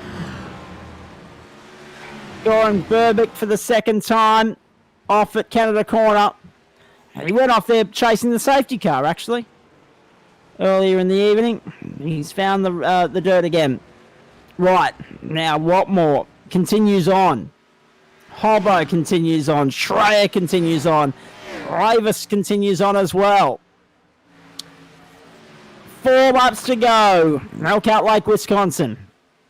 Notice this, they're getting slower. 2:12.4, 2:11.3, 2:12.6, 2:41, 2:11.2 for Trent Lavis. Lavis is the one charging at the moment. There you go. But Watmore is trying to save fuel. This could be the difference between not pitting or running out of fuel on the last lap or pitting for a 2-lap slash and dash instead of a 3. There's all sorts of equations and calculations getting weighed up here. What a cracker of a finish we're in for. Stock cars, Friday night supercars still to come. Taking you right through to 11 Eastern tonight here on the platforms of the Gentleman Sim Racing Club and SimShed Broadcasting. It's great to have you company wherever you're tuning in. What a marathon day. Again, join us for the Queensland Karting Championships this weekend on West Bremer Sport. If I've still got a voice left, and it's probably with thanks to Jonesy that I will still have a voice left. If I was flying solo, I wouldn't. Yeah, we will be back with you on Monday night for all the action from Okayama. Intro to Wings, GT3. That'll be coming up from 7:30 Eastern Daylight Time. I'm looking forward to that immensely. And just to give an update on the AFL, Brisbane out to a 19-point lead now, 51-32 over the Richmond Tigers. So we're not getting too complacent. We're not getting too, excited. But the Lions are looking good. Could they be heading to their first grand final since 2004? Of course, Jonesy mentioned it earlier about how even a contest it was. The Lions are looking for redemption because they went out in straight sets in finals last year. So they're looking to go straight through to a preliminary final, and Richmond need to find a way to bounce back at the moment. As we go back to Cal Watmore, this is a superb performance from him. I mean, the pressure is really off because for a lot of last season, when there wasn't any outside circumstances getting in their way, like internet, like traffic, like all those other things that are not your fault, Cal Watmore and Glenn Postlethwaite were the benchmark by a country mile here. Watmore has made up for the fact that Watmore has really grabbed the opportunity with both hands here in the absence of Glenn Postlethwaite. However, he's under pressure from Brenton Hobson in the closing stages. So Watmore's going for it, but he is saving fuel. Last time around, 2:12.67, 2:11.68 for Michael Schreier, and 2:12.67 for Brenton Hobson. So Hobson and Watmore lapping exactly the same time last time around. It's Michael Schreier putting the pressure on Watmore here in the closing stages, but how are they on fuel? My goodness gracious me. What a race this is turning out to be. 2.5 to go at Road America. Just an update on Kester. He's got back into 9th place. Kester, what was the ballpark for you tonight, mate? When you jump behind the wheel, when you strap yourself into the simulator for the night, what was the ballpark for you in terms of the 3 races? Did you have anything in mind, or were you just happy to be out there and happy to get to the finish? I was a bit of happy to get to the finish. I mean, if I can get top 10s in these, it's always a good thing. But yeah, as long as you finish, that's the main thing. Well, that's exactly right, particularly at the moment. I mean, yes, there's a drop round system in place, but points are your best friend at a time like this in this championship. And especially if you can get a clean race as well, that's all the better. So just updating you on the NRL, Penrith 28 leading the Sydney Roosters 16 finals. Pretty underway on a Friday night in October. Normally we're past the grand final for the AFL and getting ready for the grand final of the NRL, but not this year. Down the inside, Cracknell on Gaderick. Nicely done. That's the move for position number 5. Cracknell on Gaderick. Well done. Very smooth, very swish move there from Cracknell. He made it look easy. And he's clocked the fastest lap of the race as well. Geez, he's coming home with a wet star. 209.63 that last time around. Last time around for Watmore, a 212.71, a 212.65 for Schreier, a 212.65 for Hobson, a 211.7 for Lavis, but that time around a 214. Now they're all in the 11s, the 12s, the 13s. They're all doing their bit to fuel save here. Watmore and also Schreier are desperately trying to make this on fuel. Is there a sting in the tail? Is Schreier about to edge out Watmore here? We'll wait and see. Oh, boy. We just don't know. There is a lap and a half to go at Road America. This race track will next year host the Top Flight NASCAR Series and also IndyCar within a fortnight of each other. Right now it's hosting a cracking triple header for the Gentleman Sim Racing Club. And don't go to bed just yet, folks. There's a lot more still to come. The supercar race. Big field lining up for this one on the other side of the stock car race here. Pretty much straight out of one, set up into the other. We'll get back going. It'll be the shortest intermission of the night. Few retirements from this race, of course. We've lost Jackson Ray Harner. I do apologise. We missed that. I'm not sure what happened to him to see him out of the race. He'll be getting ready for the supercar server and going racing there, no doubt. And that it could be a timing thing. That's the thing here. We're worried about the time because I'm not sure how close it's going to be in terms of finishing this one, starting the next one. We'll find out in a moment. It's 9:26 local time. That's my run sheet has that race starting at 9:30, but unless they've altered the server to make it 9:35, I don't know. And that could hurt Brenton Hobson from doing the triple header tonight as well. We'll wait and see. The last lap at Road America. The white flag is out. Look at this. It's Watmore, it's Schreier. It's 0.83 of a second. It's Schreier having a big lunge on the run to turn 1. The closing stages of a cracker of a NASCAR race at Elkhart Lake in Wisconsin. And this is not over by any stretch of the imagination. 2:12.9 played 2:12.7 last time round. Watmore, Schreier. They've left Brenton Hobson behind, so too Lavis. Lavis is too far back, too far gone here. 2:13.0 last time by for Hobson, 2:13.7 for Lavis, 2:12.3 for Cracknell, 2:14.1 for Gaderick. They're all fuel saving. They're all out of it completely. They're on reserve. This is extraordinary because we thought with 11 to go, there's bound to be a splash and dash. But the fuel saving from these guys has been top shelf tonight. We have half a lap to go. Road America, the final race will be coming up immediately after this one, folks, as part of our triple header. The final sector of this second race is about to come your way. What has Schreier got left in the tank? Can he have a crack at Watmore? Can he provide the sting in the tail? Or is Watmore home and getting his first win of the new series? We're about to find out.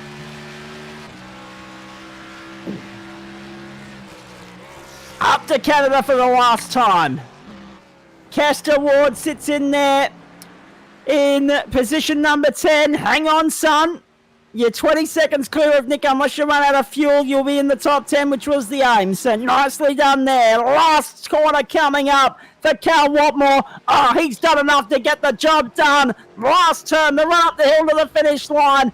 Cal Watmore, after a disappointing run at the Mid-Ohio Sports Car Course, gets back into victory lane with a cracker of a win at Road America on a Friday night. Watmore, the champion at the Elkhart Lake Circuit in Wisconsin. And he got the job done very nicely. Second to Michael Schreier. Third to Brenton Hobson, then Trent Lavis, Michael Cracknell, Dennis Gaderick, then Daniel Ackland, then Adam Lavis, Todd Parks and Kester Ward will make up the top 10 there. As soon as these guys get through the motions, we'll throw the results sheet up. We will then have to split and get across to the supercar race because that is coming up. In fact, it might just be starting now, so we'll be getting out of here very, very quickly. But what about that from Cal Watmore? Great performance to bounce back after. He was so excited about Mid-Ohio. He's been pleading for that circuit to be on the calendar all season. He got it, and he had an absolute shocker to start the season last week. He bounces back this week with a cracker of a win, and now it's time to celebrate with some doughies and some circle work. Right, here we go. Cal Watmore, your victor. Round 2 of the Stockcar Series on a Friday night. Season 3, Gentlemen Sim Racing Club of the 2020 iRacing season. That is a tremendous performance. Cal Watmore, Michael Schreier, Brenton Hobson, Trent Lavis, Michael Cracknell, then Dennis Gaderick, Daniel Ackland, then Adam Lavis, then Todd Parks and Kester Ward, the top 10. Nick was down in 11th. There he is crossing the line now. He'll be less than happy with that. Then Josh Thomas, Goran Burbick, Jaden Russell, and Jackson Rayhana. They're the top 15, of course. Rayhana a non-finisher, but Russell will be the last one across the post there, I would suspect, unless he's already jumped out of the server. Let me just clarify that information for you. It's a bit hard to tell, actually, if I'm honest, because everyone else is disconnected from the server as well. Great result. There they are on your screen. Watmore, Schreier, Hobson, Lavis, and Cracknell the top 5. In the end, 1.3 seconds from Watmore back to Schreier, and only 3.5 covered the top 3. That's why we love fuel-saving Road America races. Terrific stuff. Really good stuff. Hope you enjoyed that. We're going to take the quickest of breaks here. Supercar racing for Stone Cold when we come back. Stick around. Friday Night Motorsport right here for the Gentlemen Sim Racing Club.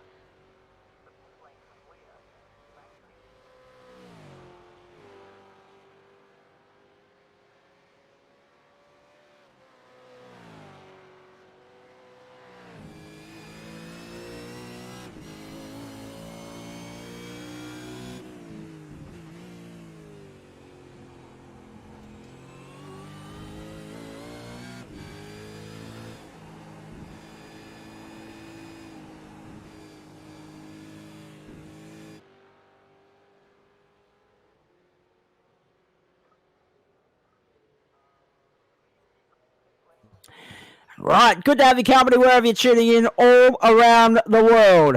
JP SimShed Broadcasting's coverage of the Gentleman Sim Racing Club Friday Night Motorsport triple header from the Elkhart Lake Circuit in Wisconsin, known as Road America. Legendary 6.5 kilometre piece of motor racing real estate up there in the north of the country. And it's thrown up two pretty good races thus far, and we've got a third still to come. Supercars coming up very shortly. Stone Cold Supercars Series, actually, for you. In the meantime, let's debrief that stock car race. Again, just because of the hectic nature of this weekend of the karting championships, I didn't realise we had the supercar race pushed back 20 minutes from last week's schedule. So make a note of that in your diaries, folks. It's going to be a 9:50 Eastern Daylight Time start for the supercar races going forward. Of course, it's 9:50 Eastern tonight. So it'll take us through to 10:35, and as soon as we're done, a very quick post-race show for tonight anyway. We'll get a more detailed one for you next week when we're not all so tied up with other commitments. Let's talk to our race winner and also our resident stock car man, Nico Pop, in just a moment. But first, Cal Watmore. That is far better than last week, mate. I mean, we spoke to you about the new calendar. You were so hyped up for Mid-Ohio, and then it all turned to you-know-what last week, unfortunately. But that was a nice little bit of redemption for you tonight. Well done. Yeah, thanks, Zach. Yeah, good to make up for last week. Yes. Yeah, I wanted to put on a bit of a show and spice things up, and that backfired on me. I paid the price. So Yeah. I've focused on just putting a clean one, ticking all the boxes tonight, and yeah, it was good fun. Got it done. And this is the problem too, isn't it, Cal? That burn from the stern approach, starting from pit lane, whatever the case may be, it works for some people and it works on the right night. But last week there were too many off-track excursions, and you ended up getting caught up in other people's nonsense. That really put pay to your fight through the field. Tonight, you start from pole, you're virtually unchallenged, although how tight were you guys on fuel in the end there? Because we noticed the times going down. What were 209s were then becoming 212s by the end of that race there. How tight was it on fuel? Oh yeah, that's right. I'm lucky I looked, because I crunched my numbers at the start, and I'm sure we were safe for 5 laps. And then yeah, so I was just flat out everything I've got, and the iRacing fuel crew chief pops up and says, "Oh, we're going to pit in a couple of laps." I'm like, "Hang on a minute." Yeah. I've been burning at a bit of a increased rate than I'd expected, and yeah, Michael Schreier was closing me down big time, putting the pressure on. I had to do a bit of fuel save, and yeah, when I pitted on the same lap as Brenton, I knew I must have been, I thought, oh, we're onto it here, but I probably should have gone 1 lap later, to be totally safe to hammer all the way to the end. But it made it exciting, the pressure.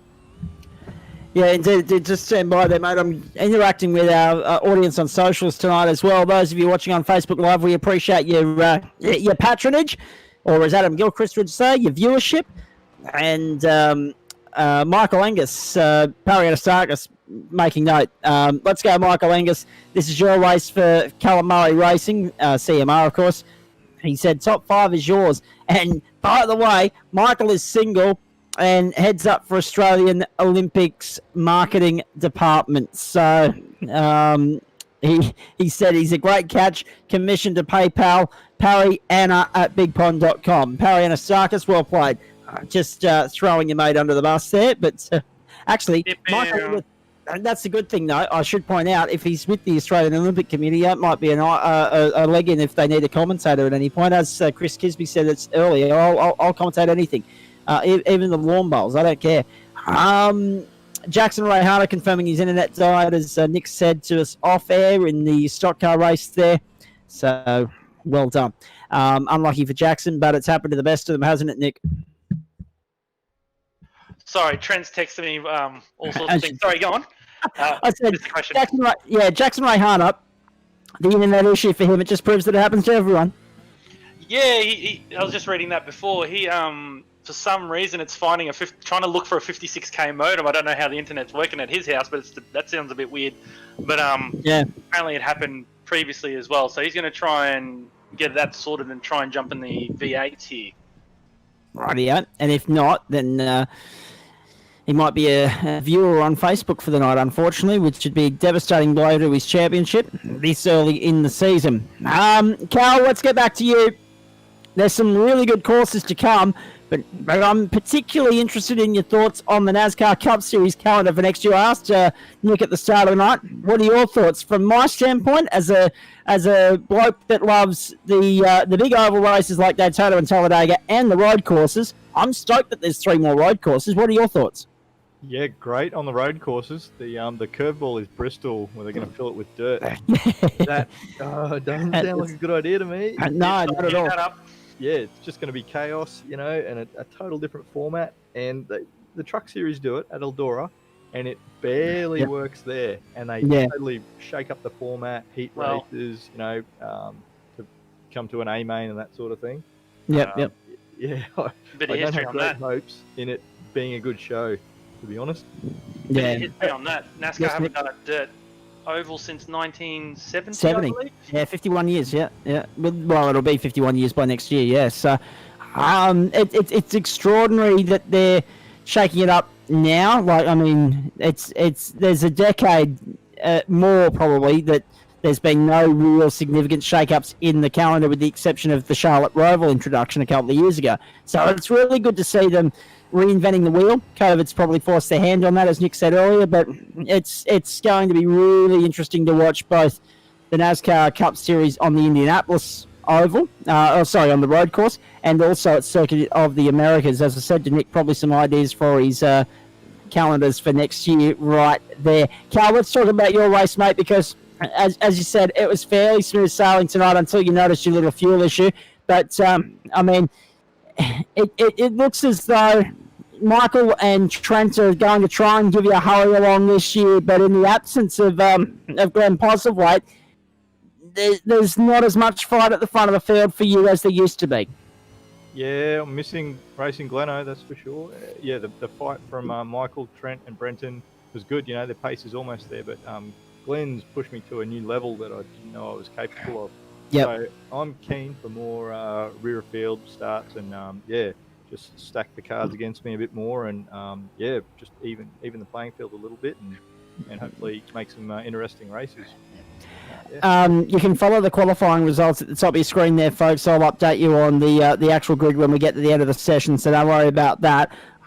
Nick, just going off what Cal was saying, when someone like Cal, who's got such great experience in these cars, is saying that Glenn's pushed me to a new level that I didn't know I was capable of, it speaks volumes of the camaraderie-ship of the club, that you've got drivers of that calibre still learning whilst also dominating at the front of the field. And it's similar to draw a real-world comparison here. We made comment about the Queensland Karting Championships earlier in the broadcast. Out at the circuit today, I was talking to my colleague Mark Jones about that very topic, the experience. The guys that are very new to the sport but still competing in the state titles, it's a massive learning curve for them, but they walk away with little dot points to work on, and it improves them as a driver over the course of the next 12 months before the next state championship. Same here with Cal. He's been up against Glenn for the better part of 20 weeks in the first 2 series of the Stockcar Series this seasons, and look at him now. He's going gangbusters and improving all the time. Well, I think in addition to that, I think Callum's the only one that's actually driven a NASCAR. We'll have to interview everybody else, but I dare say he's the only one that has done so. So, look, I always say you learn by osmosis. You learn by surrounding yourself with fast people, hence why that we have faster servers with all the faster guys. You've got to really work hard to get in there. But, most of these guys are around to ask questions, pick their brain and that kind of thing. So, in terms of the Callum and Glenn stuff, I mean, you got to rise up and meet your challenges. If not, you're just going to get left behind. So, hopefully, Hobson's not a slow coach either. Michael Schrader's not a slow coach, and Trent as well. So, there's still guys just that little bit. They could be like 2/10, 3/10 behind, but look, they're going to have to rise up and meet Callum at the top there. And I heard this in Netflix specials, like the top of the mountain is very small and the air is thin. So the only way from there is down. You're not supposed to dwell up there. So hopefully these guys can take the fight. 26 in the server for the supercar race. 23 of lodge times thus far. Brenton Hobson fastest from John Merritt, Michael Schreier, Michael Hammond and Michael Angus. So a lot of Michaels there in the bottom half of the top 5. Dave Trevathan is 7th. David Kirby just ahead of him. Tim Harris 8th. He's on your screen now. Michael Cracknell and Jason Dunn as Harris goes straight off into the wall. Make up the top 10. Cal, next week, Circuit Gilles Villeneuve, Montreal, Canada. A circuit we like. We love, actually. Stock car racing goes all right here as well. It's a circuit that's you're yet to come away from with the bacon. I'll get my words out eventually. It's been a long day. Is next week your night? I'll have a dead set crack, and I'll make a decision whether I start from rear or don't qualify or do something like that. If I find myself a bit too fast. Yep. And make it so I have to push absolutely. No letting up, and do my best and see what happens. Start from pole, pin on lap 1. Yeah. That's an idea.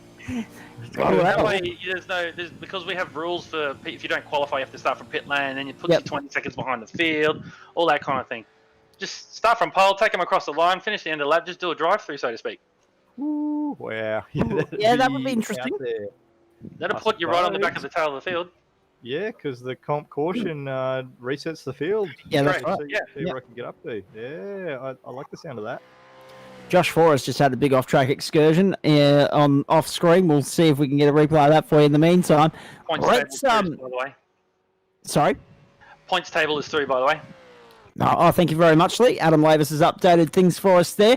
And I apologise. I didn't actually mention the points table going into the broadcast, but we'll try and do our best to update it for you on the back end of the race here as well.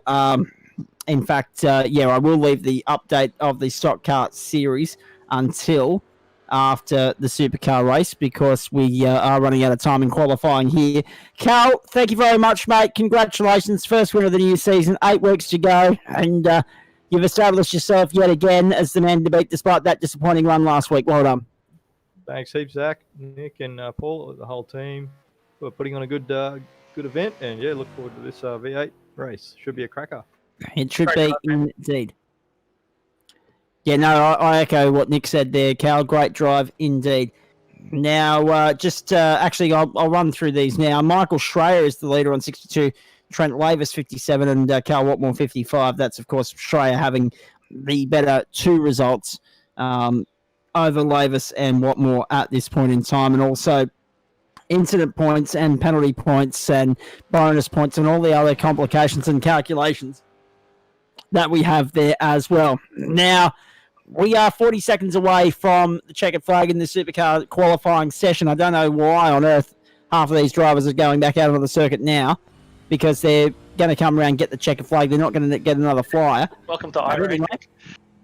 Boys will be boys, as they say. Hey, Nick, let's quickly, before we get stuck into this supercar race, update rugby league fans on... Oh, you wouldn't fair dinkum believe it. What a game of football that turned out to be. The Roosters have gone down by a point in the qualifying final. Penrith 29, the Roosters 28. And that's after they were as many as 12 points down. About 15 minutes ago, the Roosters. Penrith just scrape home in the qualifying final. Good stuff for the Penny Panthers. They were playing that at home, actually, Penrith. Oh, okay. I didn't think they were allowed back into New South Wales in the bubble, so to speak. Yeah, that's a very good point. Well, thankfully, let's be perfectly honest. Let's talk politics for a moment. Thankfully, some common sense starting. Sorry, guys. Yeah, some common sense starting to sneak through the cracks of the Queensland government this week because they've said we'll open the border back up on November 1, provided that New South Wales continues its run of no community transmission. Basically, November 1, it's going to open anyway because November 1's the day after the Queensland election. Don't be fooled by these people, folks. It's politics and it's garbage, and it should have been open last week, not waiting for another bloody month. Anyway, 31 minutes gone in this qualifying session. That's why the clock has gone red at the top of the screen. The checkered flag is out. As I say, Penrith home 29-28 over the Roosters. The Brisbane Lions a 22-point lead with 13 minutes to go against Richmond. So it looks like the Lions are going through to a preliminary final at the Gabba, and whether that'll be a Friday night or a Saturday night remains to be seen. Now, as far as this is concerned, Brenton Hobson was good last week. Michael Schreier second on the grid here. John Merritt, Michael Hammertime Hammond from fourth.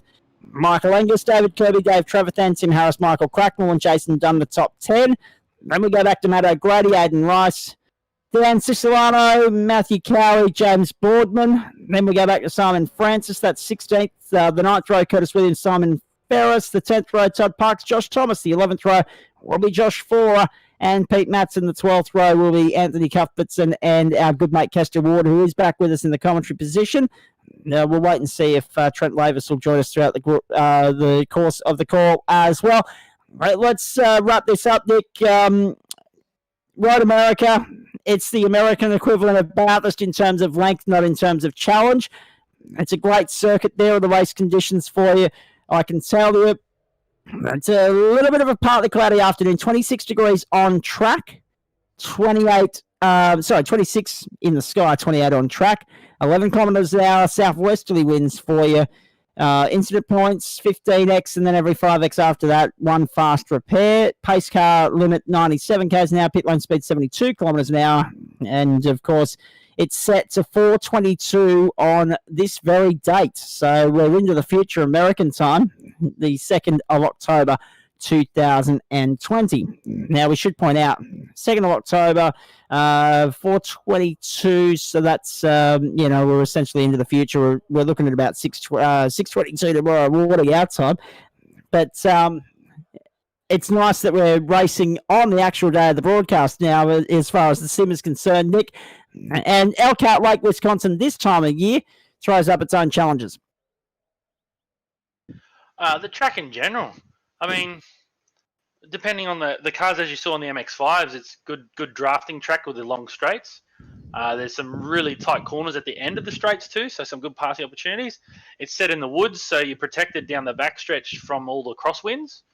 And it's got some undulation, so it always provides something. And I always find it's one of the best races of the year. Trent Lavis, it looks like he's cooking some form of creamy pasta or soup or something, so he'll be with us at the other side of that. Good luck and enjoy it, mate. I've got 3 pieces of baked beans on toast to get through at the end of the broadcast. Now, Brenton Hobson, Michael Stray, there's the grid for you. That will roll through. The race is 45 minutes. First time past the post after 45 minutes. This race is done. If you had to put your money on anyone outside of Brenton Hobson, Nick, who would it be? No one. Probably. As we're finding, each time we race, the field's just getting better and better and better. You know what? I'm going to say Michael Schreier. He's going to push his teammate, and he might just get the better of him. He might just indeed. We'll wait and see how that plays out. Interesting too. Keep an eye out on turn 5. It's going to be another trouble point here tonight. We will wait and see. It's been a great night of racing thus far. We're not quite at the end of the triple header. This is the last leg of it, though. It's about to get underway. And 3 completely different cars. So the guys that have just jumped out of the stock car into the supercar, what can they look forward to here, Nick, in terms of either a better car or a worse car than what they were just in? Oh, it's a better car. It can brake just that bit better, and it's got the extra gears as well because people love changing gears. Here we go. The lights are on. Rightio. Set for start. The last leg of the Friday night triple header of round 2 of the Stone Cold Racing V8 Series. Away they go. Hobson a nice start. Schreier bogged it down. Hammer comes through immediately. Up in a second. The run to turn 1. Side by side there. Merritt and Schreier. Merritt edges up on the inside. Schreier's gone to 4th. And runs it a little bit wide through 1. But everybody's safely away here. Lap 1 of a 45-minute race here. So that's about 23 laps by our calculations, but it depends on whether we get a caution or not. Now we go on board with the Toyota. No, it's John Merritt, of course. Across the back straight they go. Up on the outside, that was bold on Michael Hammond, and 2 deep into turn 5. There's the first one. There'll be plenty more where that came from. It's all going off. Yeah, it is. I bet the radio chat is lively. Actually, it's not. Oh, wow. Oh, Don't even how bother close making did a he get? Wow. That's insane. Right, let's follow Merritt now, trying to fight his way back through the field. He slipped all the way down the order to 10th. And now it's all about redemption from here, salvaging the night. He's following the Mustang. Making their way out at the back section of the circuit, the carousel, one more time on the way to Canada Corner. They go through the back section where Catherine Legg had her big incident 14 years ago. And there is your race leader, Brenton Hobson. Michael Hammond trying to go with him. Michael Schreier back there in third. Then Michael Cracknell. Then Michael Angus. How many Michaels do we have in this club? Fair dinkum. It's Michael's our us. Michaels and Davids. Yeah, exactly. Just on 10 o'clock local time, folks. We're taking you right through to 11 o'clock tonight. Gentlemen Sim Racing Club. Round 2 of the new season, season 3 of 2020. We're at Road America. What a triple header this is turning out to be. We'll have the production car points updated for you at the end of this broadcast as well. After round 2, there's Merritt fighting back there on the inside. Nicely done. That was getting by Dan Siciliano. And Tim Harris is the next target. And Siciliano's still under trouble with Down going down on the inside and getting the job done, if you'll pardon the pun. Puns are us as well. Hey, Kester Ward has started this race down the back of the order. And not a bad opening night for you, Kester. Up 8 spots already, mate, into 16th. Yeah, not too bad at all. It's just got to take advantage of other people's mistakes. And there's been a few of them already. Oh, and speaking of which, on your outside there, very nicely done. Didn't need a second invitation there. I think that was Curtis Williams that went by. Fell off the circuit there. We'll confirm that in just a moment.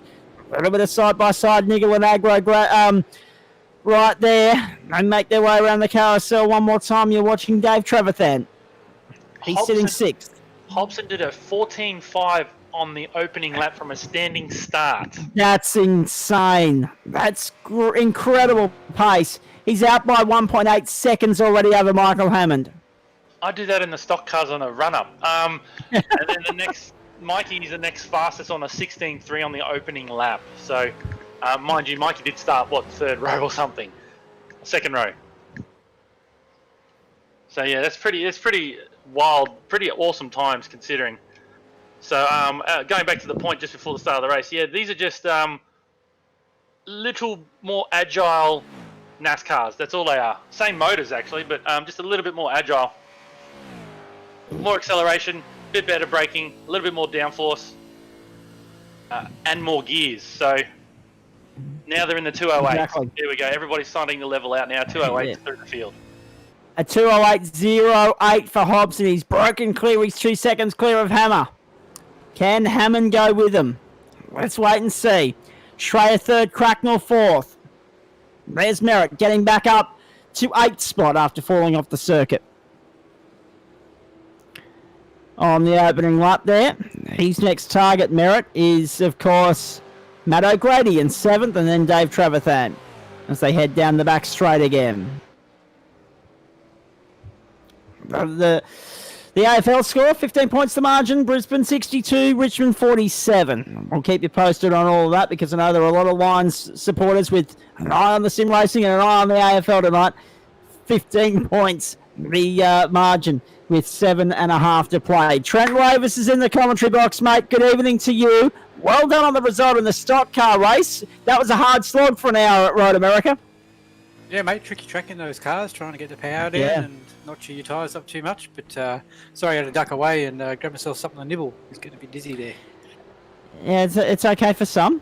That's all good. And we'll, at this point in time, we'll say goodbye to Nick as well. You've got early start tomorrow morning, mate, but we'll catch up with you again on Monday night.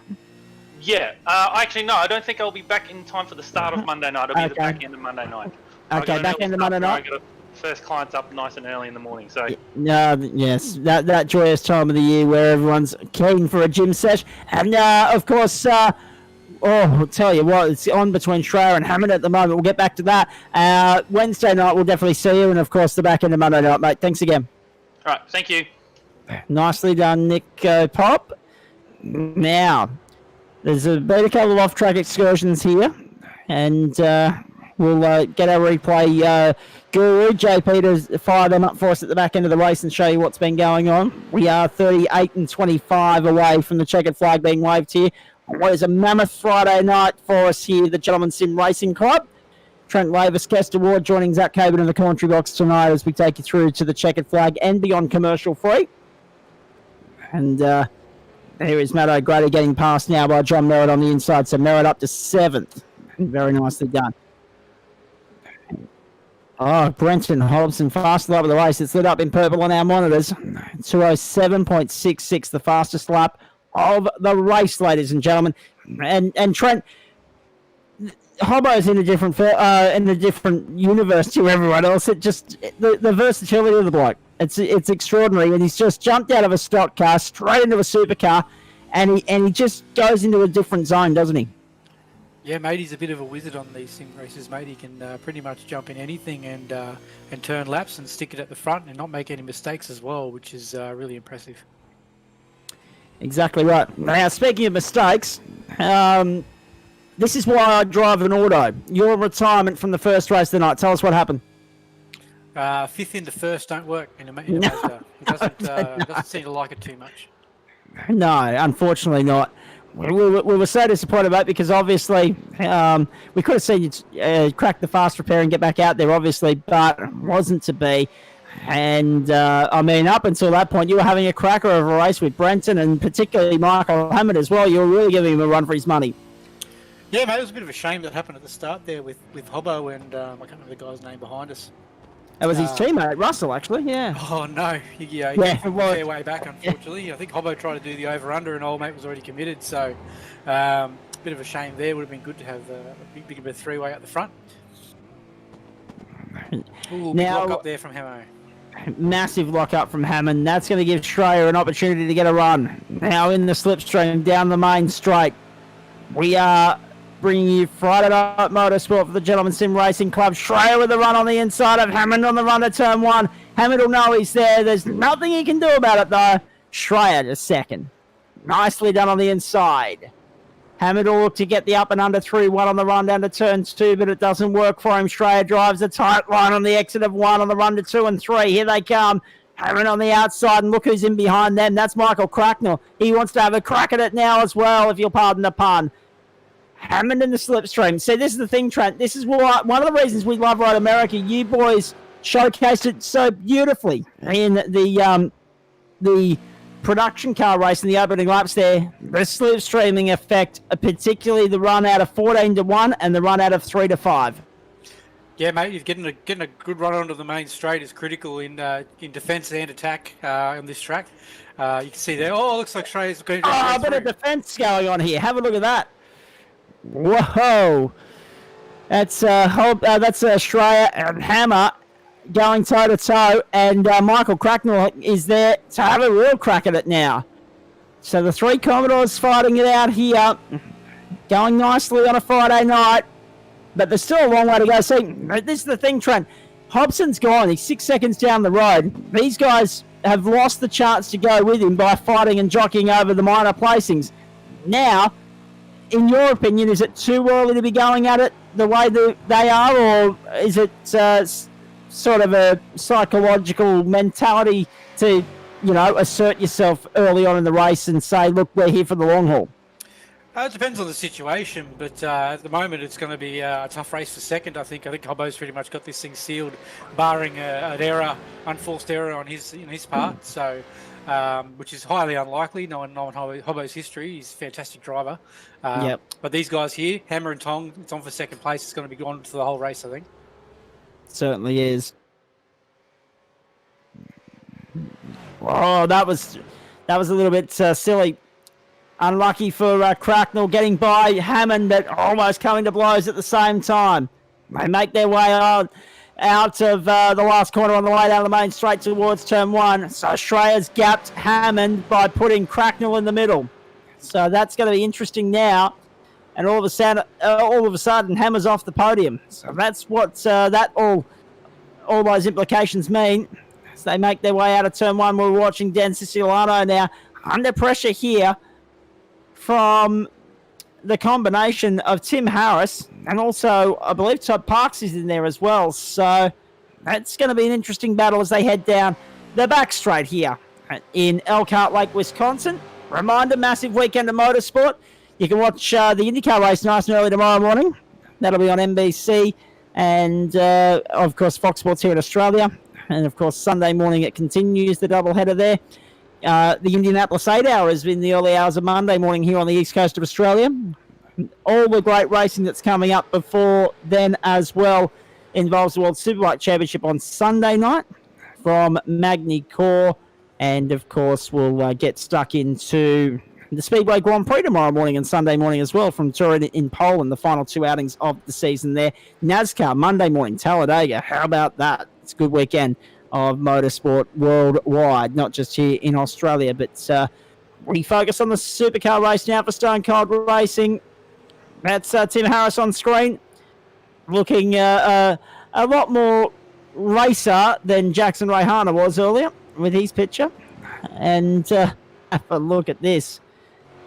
And if Jackson's actually tuning in, he won't be able to get into Discord because of, obviously, his internet issues. But if you can, mate, you're more than welcome. But, yeah, very nice work on the Bumble profile picture. That was very nicely done, using it as your race promo shot.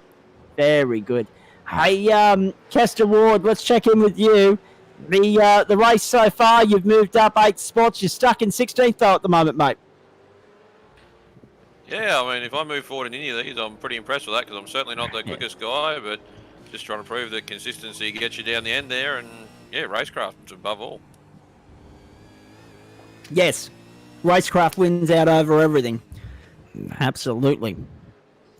31 minutes, 40 seconds left in this race. We are circling lap 7 of this race at the Road America course. And the Brisbane Lions are in a position to just about put this game to bed against Richmond as well. I'll keep you updated on the full-time score, but the Lions have a shot on goal with an 8-point lead. That'll take it to 14. And less than 3.5 to play in the first qualifying final. 31 minutes, 10 seconds left here. John Merritt, all sideways, on the exit of turn 5 on the run up to turn 6 here. So, hope you're enjoying our coverage. Gentlemen Sim Racing Club action. Friday night triple header right here on SimShed Broadcasting.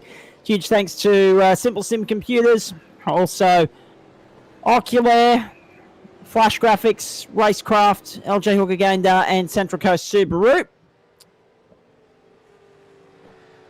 Just going back there, I just noticed Michael Schreier's had a spin. He's dropped himself back down into the back of the top 10. Oh, wow. That's going to be a costly spin too, Trent Lavis. We might see if we've got a replay of that for you here. And here it is on the run up to turn 14. Oh. He's looped it on the exit of 14 and into the wall. Wow, that's a big hit too. That's a huge hit. But see, that's the thing, Trent. Each car reacts to the runoff areas, the AstroTurf, the ripple strips differently. And on that occasion, the supercar wasn't having a bar of it. Michael Schreier thrown into the wall. But in another car, for instance, you might get away with it. Yeah, the stock car actually has an impressive... Oh, hold the phone, mate. Here we go. That's Michael Cracknell on the inside of Michael Hammond. That is now for second in the motor race. So Hammond's still on the podium with Michael Schreier's mistake, but now he's got Michael Cracknell giving him the hurry up as well. He's tailgating him on the run to turn 3. I'll come back to you, Trent. Let's focus on this for a minute. It's Hammond and it's Cracknell. This is a huge contest here. It's a great showing from Michael Cracknell. But Michael Hammond will not be having a bar of it. There he goes. Rode the slipstream down the inside on the run to 4 and 5. Oh, boy. The slightest touch, I think, between the two. Bit hard to tell. And Hammond still wants to force the issue into turn 6. That time they stay side by side. This is tremendous driving, and Hammond sideways, and that'll cost him the spot. Clip now. Whoa, a little bit of contact with argy-bargy there.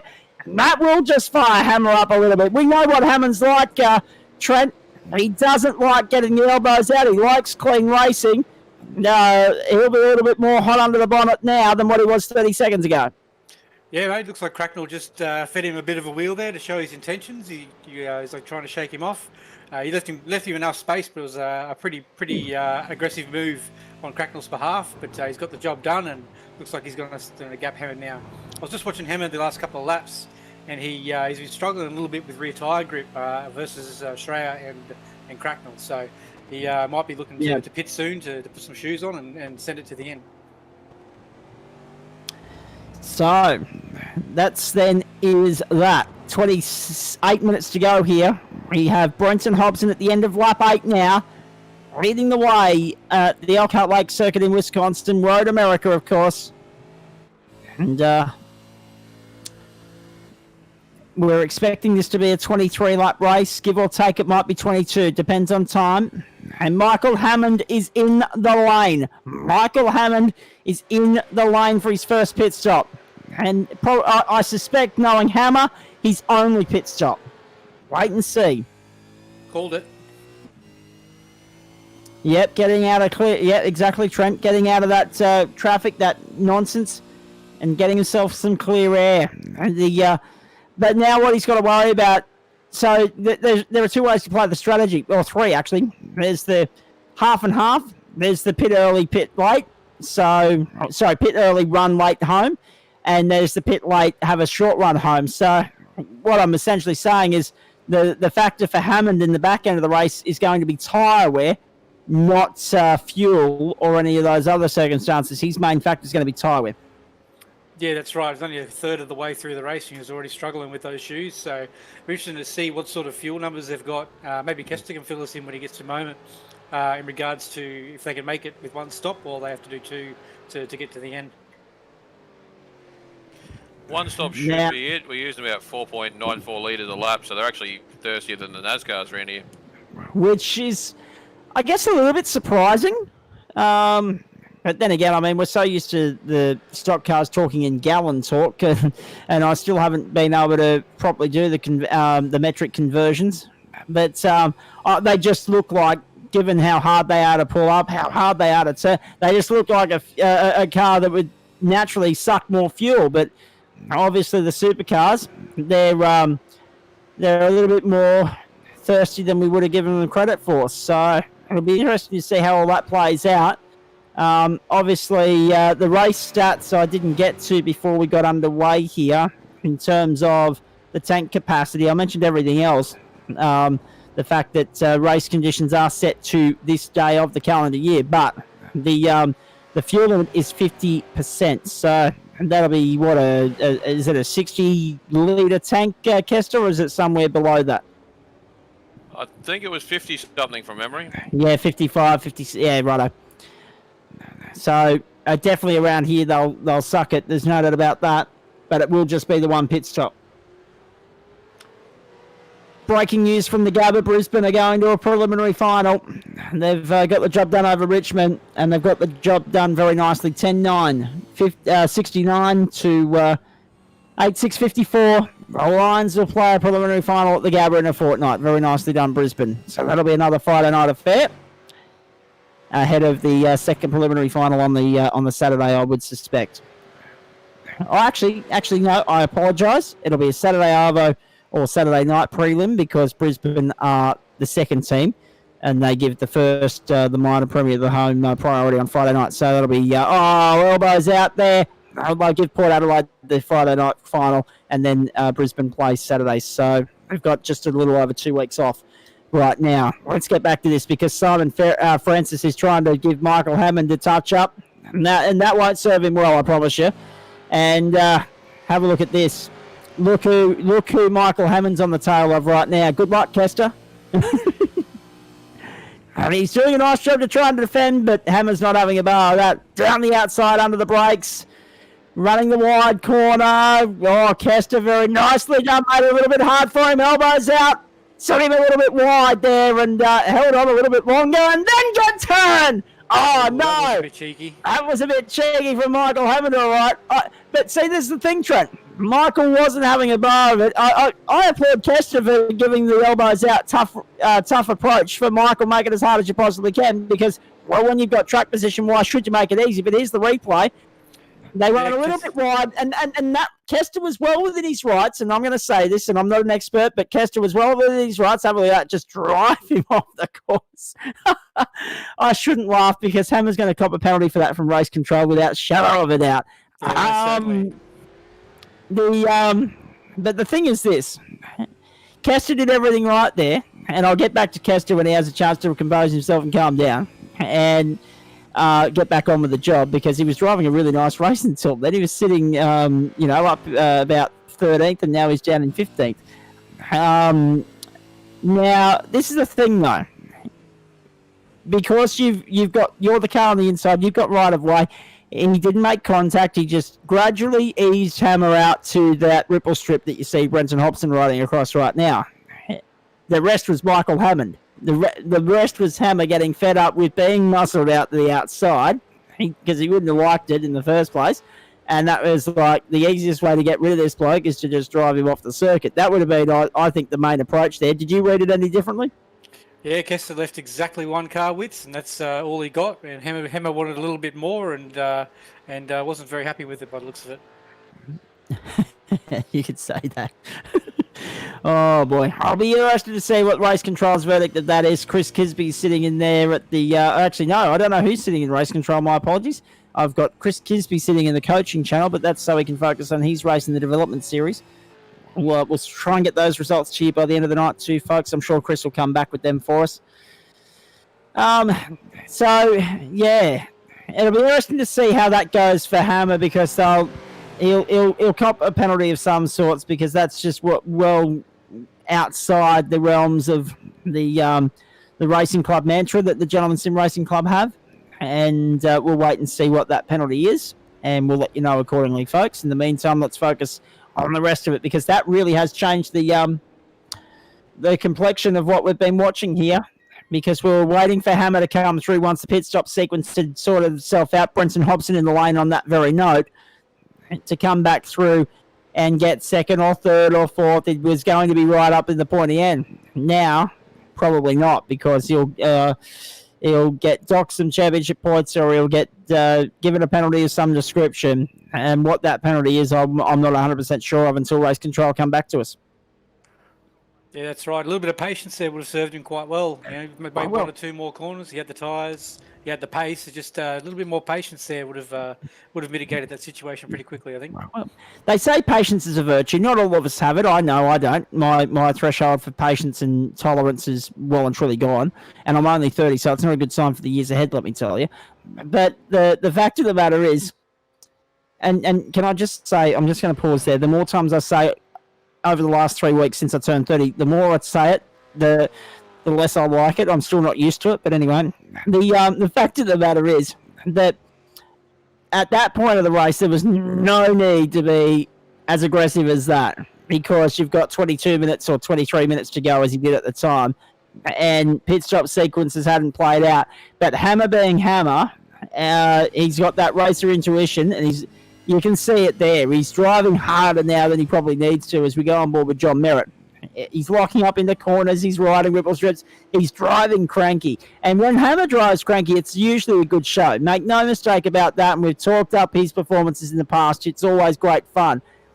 But in that particular instance, he would have been like, no, I need to get past this bloke. I need to get on with it because I need to give myself every possible chance of getting second or third or fourth, being ahead of either Michael Cracknell or Michael Schreier or whoever else was in the contest with him.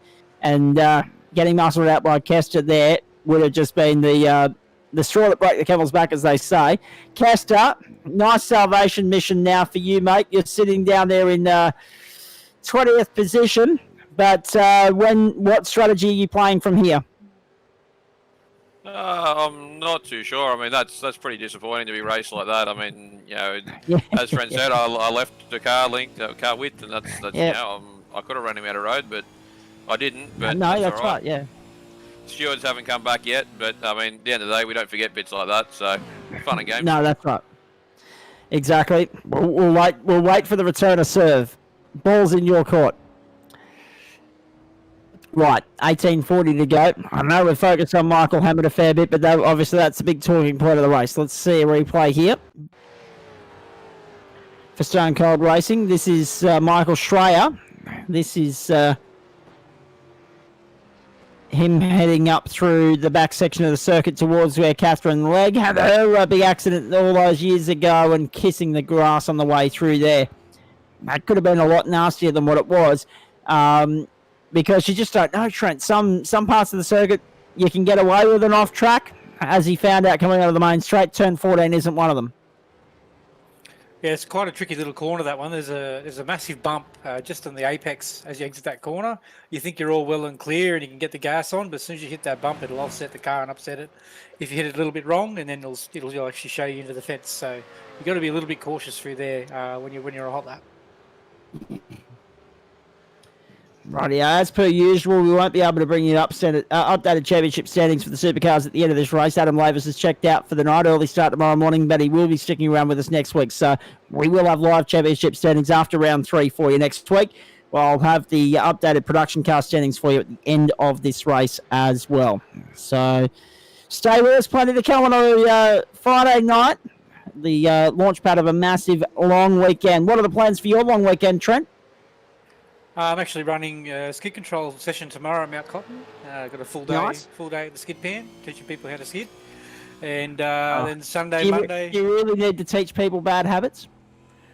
We just teach them how to control a car. It's not about just stepping it out, it's actually keeping control of the thing, you know. Well, I'm not so worried about the people that will do the right thing. I'm more worried about the hoons that will actually take it and use it on the road, which is what we try and discourage. But by giving them the avenue to do it through people like you, through QR, but unfortunately, my neck of the woods here in Leichhardt, everyone thinks they're out in centre. Yeah, that's right. Well, it does take them off the road, take them off the street, and gives them an opportunity to, have a bit of fun and get it out of their system before they go back out on the road. So, yeah, it's a pretty good little setup you got there. It certainly is. So Mount Cotton tomorrow. Get around it. Get amongst it. Skid control. Have you guys have got a page on Facebook that people can like? So go and search for Skid Control and keep up to speed with what Dylan, Trent, and the rest of the great team at Skid Control are getting up to throughout the course of the season. Here's Michael Cracknell giving the John Merritt entry a hurry up as they come up over the start-finish line. Now he's got a run on Merritt as well as Cracknell. And he's side by side. He's not going to have him by the post, but he'll get him under brakes going into turn 1. There's nothing Merritt will be able to do about that. The job is done, and Cracknell is through to third. That was a very nice piece of driving there, much cleaner than the other examples that we've been illustrating and showcasing tonight. But Merritt, I mean, the race went south for him on lap 1, Trent, when he had that off-track excursion at the end of turn 5 there. He's hopefully going to try and salvage a nice result out of this, but there was nothing he could do there to stop Michael Cracknell from getting through. Yeah, that's right. Looking at Cracknell's race pace there, he's up there with Hobbo's best lap. Really putting in some heaters. So top job to Cracknell and an awesome job from Highway for trying to defend as best he could. Oh, we had a spinner. Oh no, that's Simon Francis.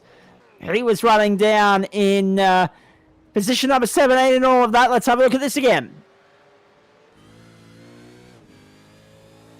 Oh, that was the replay. My apologies.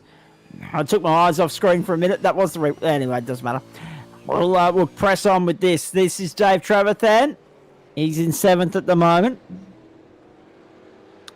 Enormous weekend of other sport as well, of course. If you're a netball fan, Suncorp Super Netball Finals tomorrow. AFL Finals continue tomorrow as well. 2 of them. The eliminations finals, of course. We'll find out who Richmond And also, Geelong will play in the semi-finals next week, the knockout semi-finals. NRL qualifying finals continue Saturday and Sunday. And Queensland welcomes in 1908 on Sunday morning as well. So looking forward to that. Back a century. Going to be lovely.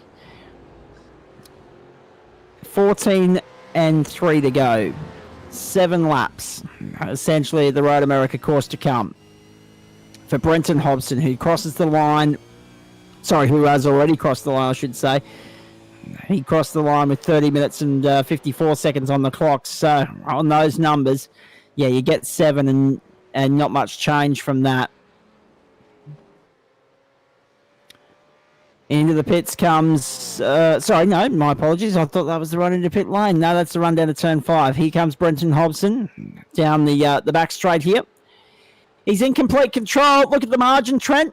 12.0 seconds. And when you got that advantage over Michael Hammond, you know you're having a good night out.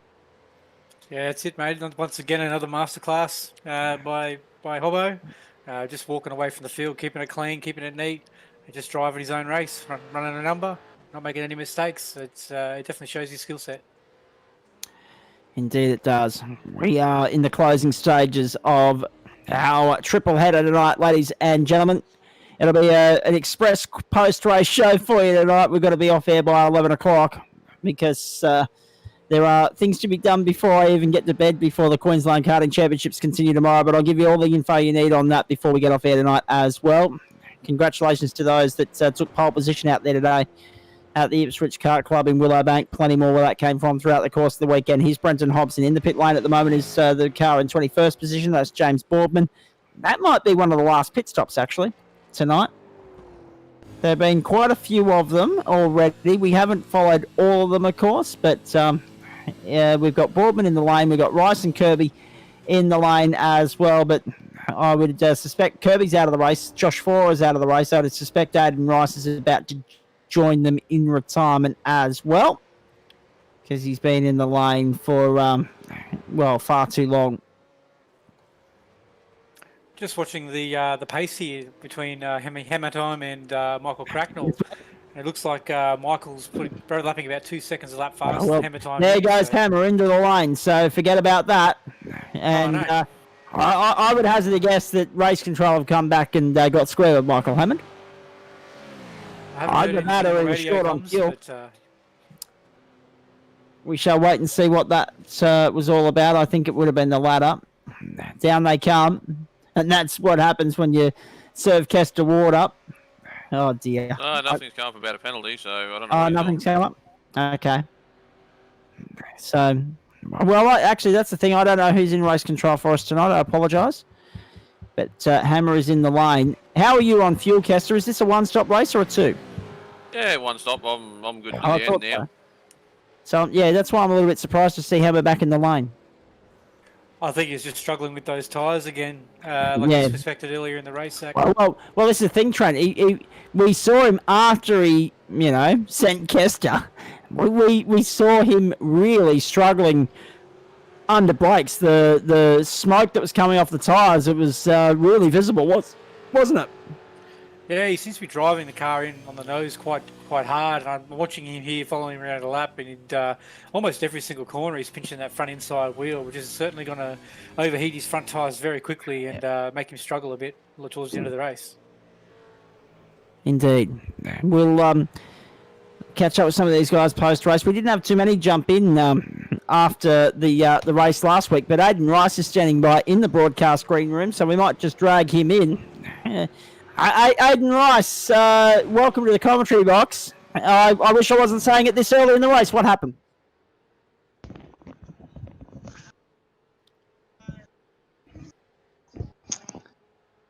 We might come back to Aiden just as he gets his microphone sorted there.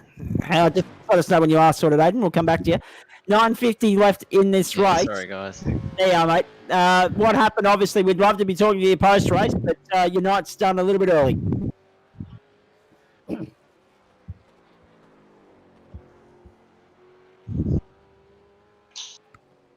All right. Yeah, it was an 9:30. absolute horrid time for me tonight, to be honest. Not much like organising the microphone. So what exactly happened to put you out of the race, mate, if you don't mind me asking? And we've got, there it is, you in pit lane, all crunched up, front end damage. So I'm assuming there was a rather nasty impact somewhere along the way. I had an incident.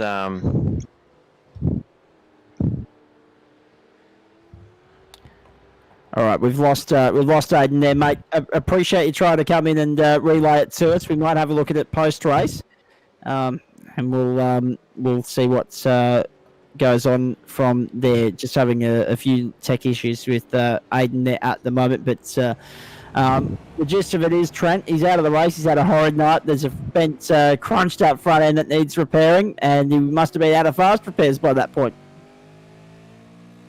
Yeah, it looks like it.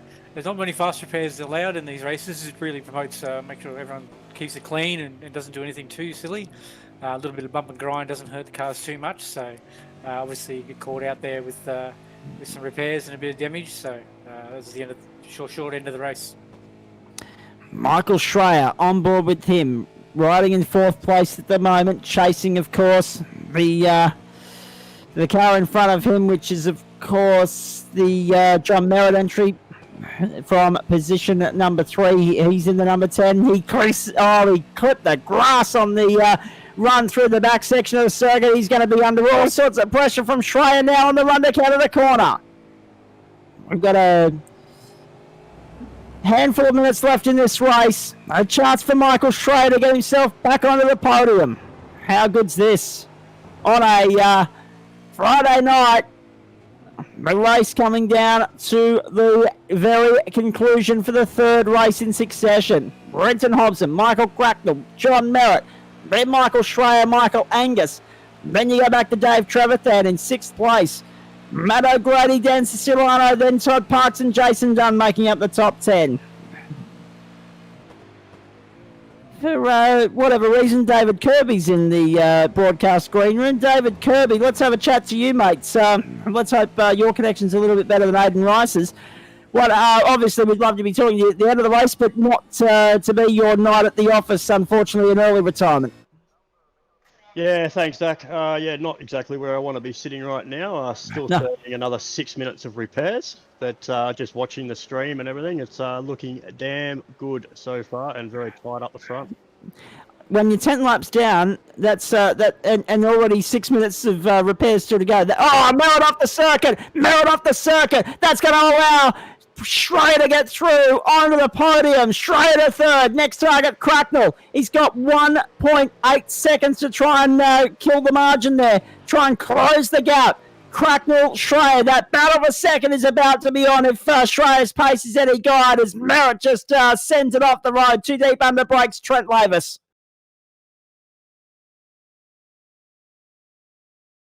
Whoa, look at that. Sideways. And not much he could do about that. Too late on the brakes, tried to pull it up. And yeah, he was a passenger from that point in time.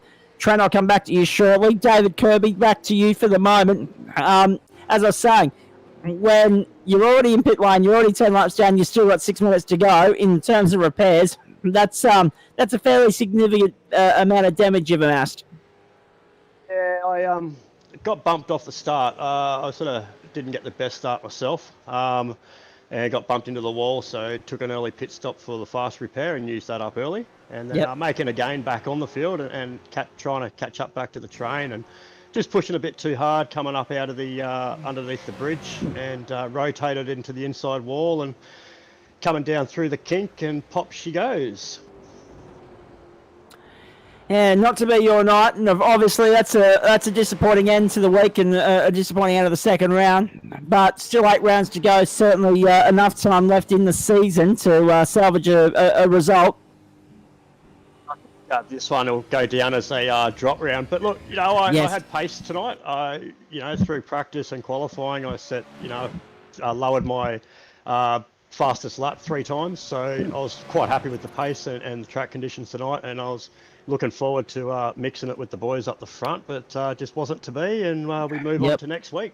Todd Parks up on the inside of Dan Siciliano there. So Parks moves up into 8th position now. Michael Schreier closing the gap significantly on Michael Cracknell. Let's stick with this. Stick with us, Dave. We'll come back to you in a short while, mate. But the focus, the attention is right here. Forget about Hobbo. He's 18 seconds clear of the pack, if you don't mind. This is where all eyes should be for the next 4.25 minutes. Can Michael Schreier do enough to get by? It's Holden v Ford. Can he do enough to get by Michael Cracknell to get second in the car race? Oh, he had a dive up. He put the nose up on the inside going through the carousel. And of course, he wasn't close enough. Cracknell up to the challenge for the moment. Through they go. The closing 3 minutes and 50 seconds. So by my maths, we're going to get another 2 laps here. We're going to go a little bit over that 45 mark. We're going to get 2 laps, which will take us to 20 in total, or 21 in total, because Brenton's about to complete lap 19. He just might get him here, Zach. It's looking really good. He's going to get him, I think. I think so. And if it isn't turn 14, he's not close enough for 14, I wouldn't think, but he might be setting it up for the up and under down the main, straight up to turn 1. Look at this. Lap traffic also might play a part here. The run off 14 was good. The run down the main straight, watch the slipstream effect. Watch him close up. When they get over the rise, you see it from the ocular aerial shot now. Can he do enough? Schreier on Cracknell. The run down to 1, not close enough this time. Schreier, he's locked it up. He's locked it up. That's going to allow Schreier down the inside. Oh, the hard worker Cracknell undone with a lock-up. And this is exactly your point, Trent Ravis. There have been a lot of cars, a lot of drivers that have been very hard on their tyres tonight because there's been a lot of lock-ups. Yeah, mate, it's just got in a little bit too deep there, trying to defend the line from Michael, and gave it up on a platter for him. Yep, Schreier was second in the NASCAR race, or the stock car race. He's second in this supercar race for Stone Cold Racing on a Friday night.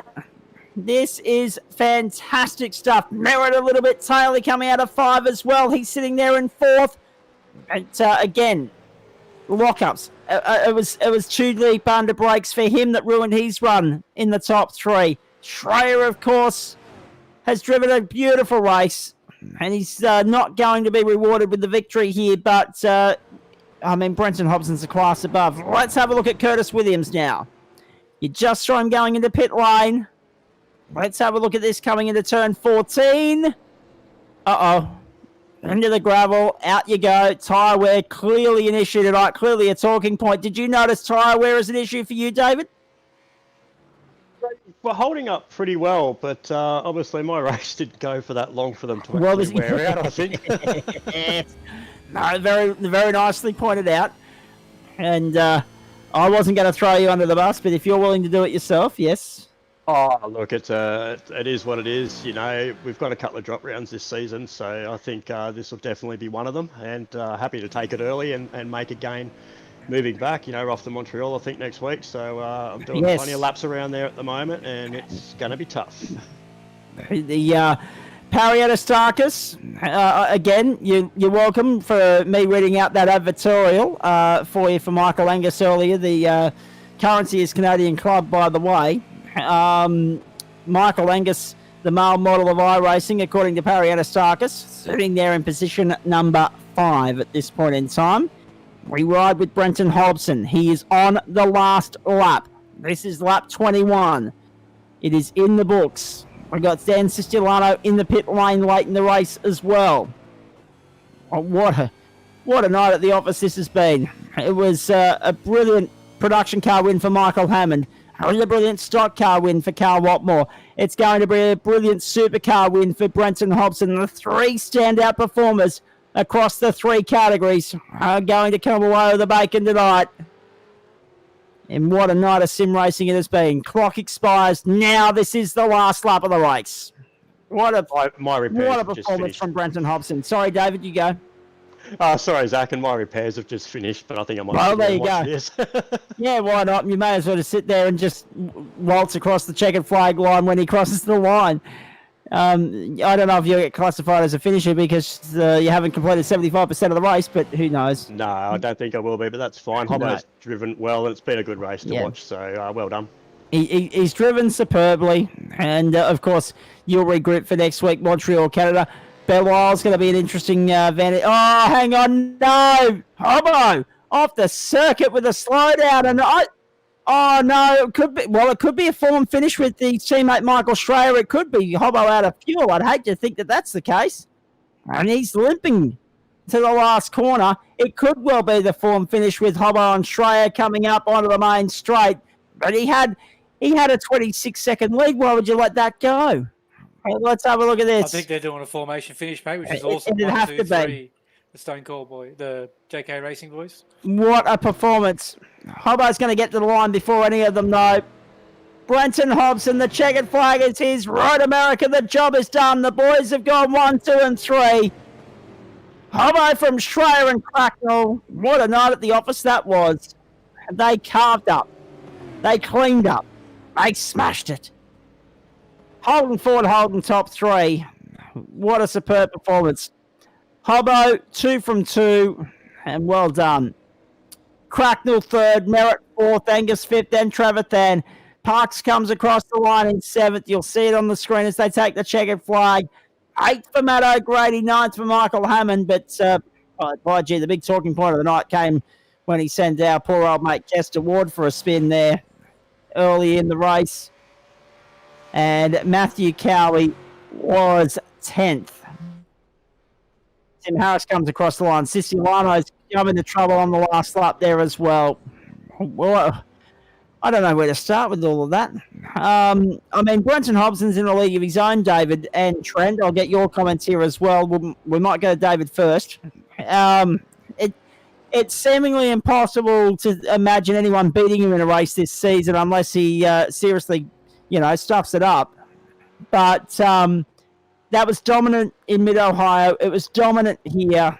The bloke he's just driving these cars is like second nature to walking for him. Isn't it? I mean, you put him on the grid, and then all of a sudden you're taking bets for second place instead of first. Well, I set a great time in qualifying. I thought, all right, cool, Naro's looking like top 4, and then I looked over and, and crew chief's telling me that Hobbo's doing like low 6s, and we're like, okay. So it was like, yeah, but he just checks out. He drives incredibly well, and if I could drive half as good as him, I'd be happy. Yeah, you would be, absolutely. However, you'll look to bounce back next week, mate. No doubt about that. Hang with us because we're going to do our post-race show here, and we might get some comments from you on that. Trent Lavis, your observations? Hobbo obviously in a world of his own, a league of his own. Schreier 2 seconds in the 3-race schedule tonight. Cracknell was impressive. Merritt unlucky, and Michael Hammond caused the incident of the night, as far as I'm concerned. Yeah, mate, I mirror those thoughts exactly. It'll be interesting to see what happens post-race with those incidents through the race. But exactly, it was definitely a pretty action-packed race there towards the end, and obviously the tyres were making a big difference for a lot of the races. The guys keeping it clean, not locking too many brakes. They sort of trickled their way to the top, maintaining their pace from start to finish. Final results on the screen there for you, and gone again, but I'll read through them anyway. Brenton Hobson, Michael Schreier, Michael Cracknell, then John Merritt, Michael Angus, Dave Trevathan, 6 Todd Parks, Matt O'Grady, Mikey Hammer time. Hammond was, have a look at the circle work these boys are about to conduct. Let's just stick with this. Brenton Hobson and his team lighting it up on the main straight there. Sorry, JP. JP, just put the results back up for me, but that's okay. We'll watch this circle work and admire Brenton Hobson and his crew doing what they do best. At the end of what was an awesome night in the server for Brenton Hobson. Well played. A 9th, I think it was 3rd or 4th in the stock cars, and the win in the supercars. Very nicely done.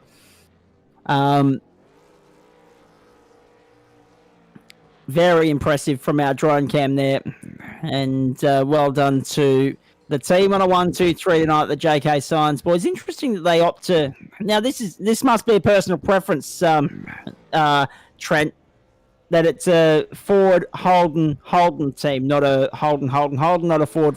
They got their foot in both ends of the pie, haven't they? Yeah, that's right. I can understand that. Even between us skid control boys, we have our own preferences as well. So, lucky we've got a talented artist for the name of Kessler that can smash out these liveries for us in 15 minutes and get us something that looks half decent on the grid.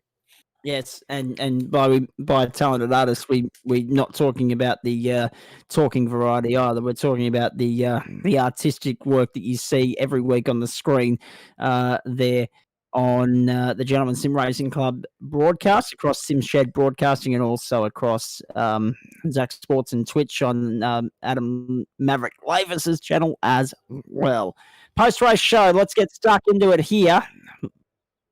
Michael Angus is first up into the chat room post-race here. Hopefully Hobbo will come in and join us as well. Michael Angus, Pariana Sarkis is basically taken out a billboard ad as a Facebook comment on the live broadcast, telling you to the ladies, mate. So here's your chance to tell us to get stuffed if you want. But let's talk about your race before we do that. 5th place for the number 5. Are you happy?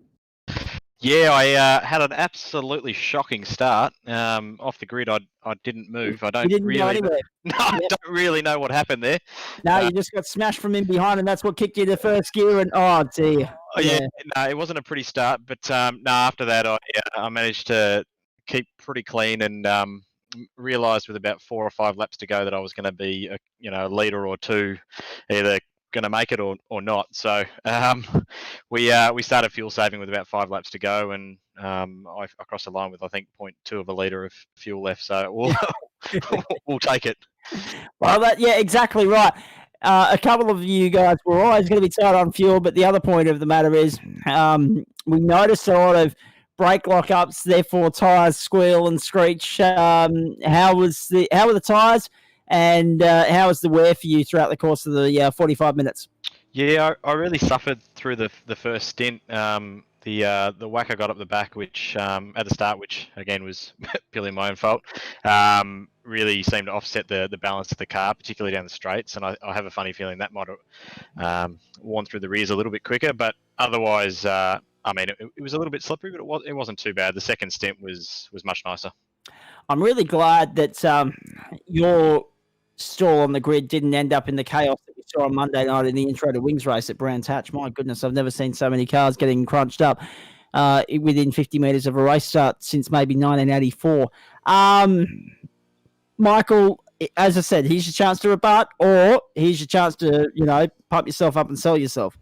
No, well, basically what you're hearing here, Zach, is my couple of teammates are let's say they're a little bit more senior than myself and happily married and kids, and I think they're trying to pump me up to live vicariously through myself, which I can guarantee you, being down in Melbourne at the moment, wouldn't be bad. As far as the ladies goes, there is none, because that'd be breaking the rules, Zach. Well, on more than one front, yeah, absolutely. No, that's just a couple of the senior team members. Curfew and social distancing. That's exactly right. Actually, on the subject, how is Melbourne handling the slight easing of restrictions that have come in, and obviously there'd be a bit more of a positive vibe around the joint now that you are getting on top of what was the second wave for Melbourne? Yeah, it's been pretty tough. I mean, the hour you get outside a day for your exercise wasn't really getting you too far, and being able to have two now. Exactly right. We're allowed to have five people in an outdoor setting, so being able to actually catch up with a couple of mates and say good day is it's kept me off the simulator a little bit more, which is nice, because it was I was starting to wear a real imprint into my seat. So yes, I think we all are, actually. We've all spent more time in our office chairs than we would have liked this year, rather than the actual racetrack. But real world, what's the go? How far is Victoria off getting back into the real world at the grassroots level? Oh, that's a good question. If I knew the answer to that, I'd probably be running for premier. But I think the word on the street is the 19th. But if we all stick to the rules, we might get out a little bit earlier than that.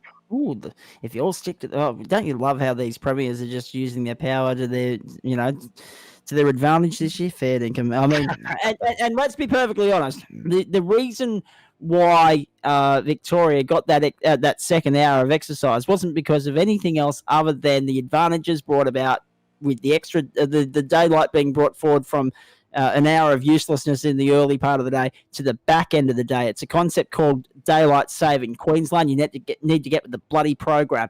Nicely done to you lot down there in Melbourne. Michael Angus, stick around. We might come back to you in just a moment. But, of course, once the curfews and everything else are lifted down there in Melbourne, we wish you all the best on the dating scene, mate. If the boys are going to set it up for you and throw you under the bus, they might even put you in an application for the Bachelor. Who knows? That'd be nice of him, wouldn't it?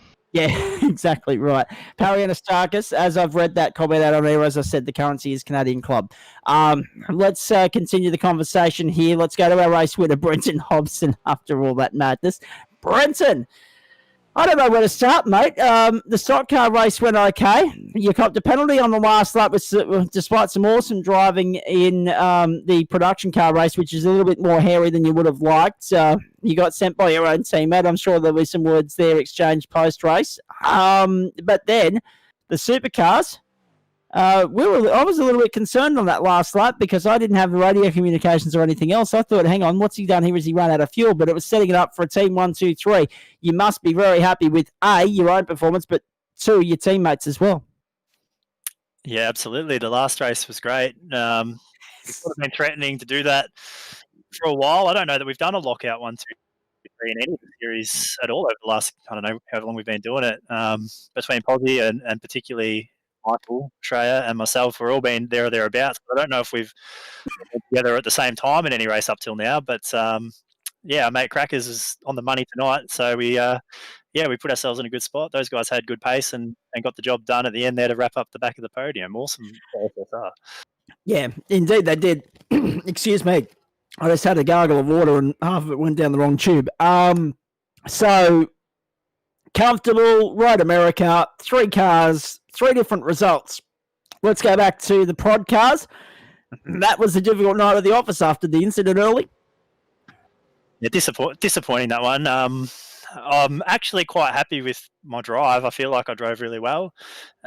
Innocent victim with the first contact. I mean, my mate behind me had nowhere to go. Really, I don't think anticipated that I was going to. I didn't have a choice. Trent, I think it was Trent or whoever it was, lobbed a big one down at the end of the straight and come from a long way back. I saw it late, so I just backed out of it. And because of the big checkup, I guess poor old J. Russ had nowhere to go and just slammed into me.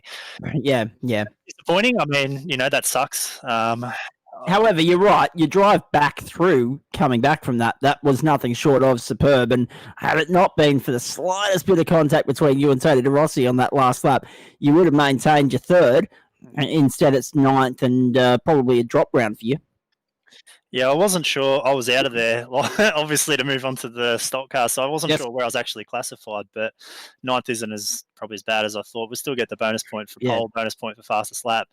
Disappointed because I think we should have pretty easily won that. We were by far the fastest car, even with damage, but we picked up 3 4Xs within a lap, like that punt, and then we got jammed up twice more in the next lap, just in the busy traffic, trying to get back through, which put me to 12 incidents straight away. A couple of laps into the race, we only had 15 to play with. That's a bad lap, isn't it? It is a bad lap, and that's what hurt me in the end. I was charging through, and I had the run on Tony, and I mean, I've punted him once before, got him at Bathurst once in the GT4s. I haven't looked back at it, but I mean, I'm pretty disappointed with that because I was alongside him and he just sort of turned left on me is my interpretation of it, but without going back to see it. Really annoyed because that put me over the incident limit and threw me back down into 9th, as you say. So, I mean, I would have been happy to take 3rd place. We were there with a run, though. I had to go for it, try and minimise the points damage to Michael if I could. In the end, that ended up hurting me, and I was pretty disappointed. The red mist had descended for the start of the stock cars. Took me till the end of that race to get over it, to be honest. But I mean, that race was good too. The stock cars was all right as well. Indeed. Now, the stock car race, absolutely. Great result for yourself, and we're going to get to Michael Shreya in just a moment. Actually, let's bring him in now. Michael, well done. 2 seconds in as many races to end the program tonight. Really good fight. In what was essentially a fuel-saving race there at the end between yourself and Carl Watmore. Just obviously, you were trying to save as much as he was. And then a nice fight back through in the supercar race, mate. Well done. Yeah, thanks again. No, I wasn't saving fuel at all. I was just trying to go as hard as I could to try and get to Cal, but Oh, I actually thought he was going to run out. That's why I was pushing so hard because, I didn't have to fuel save at all. And, yep. still a great result. It's very hard to catch Cal. He's in a world of his own at the minute. But, Yes, without Glenn, yeah, absolutely. right, yeah. But definitely a good result. And, just a great. And then the V8, don't know, had a brain fade off the start. Didn't go nowhere. And Yep. made up a few spots. Then had another brain fade, speared off the track, and then made a few more spots back up onto the podium. So it was a great result for the team. 1, 2, 3. So happy with that. Indeed. Hey, I didn't forget, but I hadn't mentioned it for a while. Kester got back to 16th in the end. You'll hear from him very shortly. He's still in the chat room with us. That's pretty much where he was after lap 1. So that goes to show you how bad the Michael Hammond incident hurt him in the latter stages there. Let's throw the conversation around here. We're 2 rounds into the championship. You guys, JKS, you've established yourselves as the team to beat. Michael, I'm going to ask you the question. What's the secret to catching, passing, and beating your teammate Brenton Hobson here? Well, I got past him in the stock car race, so I was happy with that. But in the V8, no, he's always got at least 5/10 on me, and it's been hard to claw that back.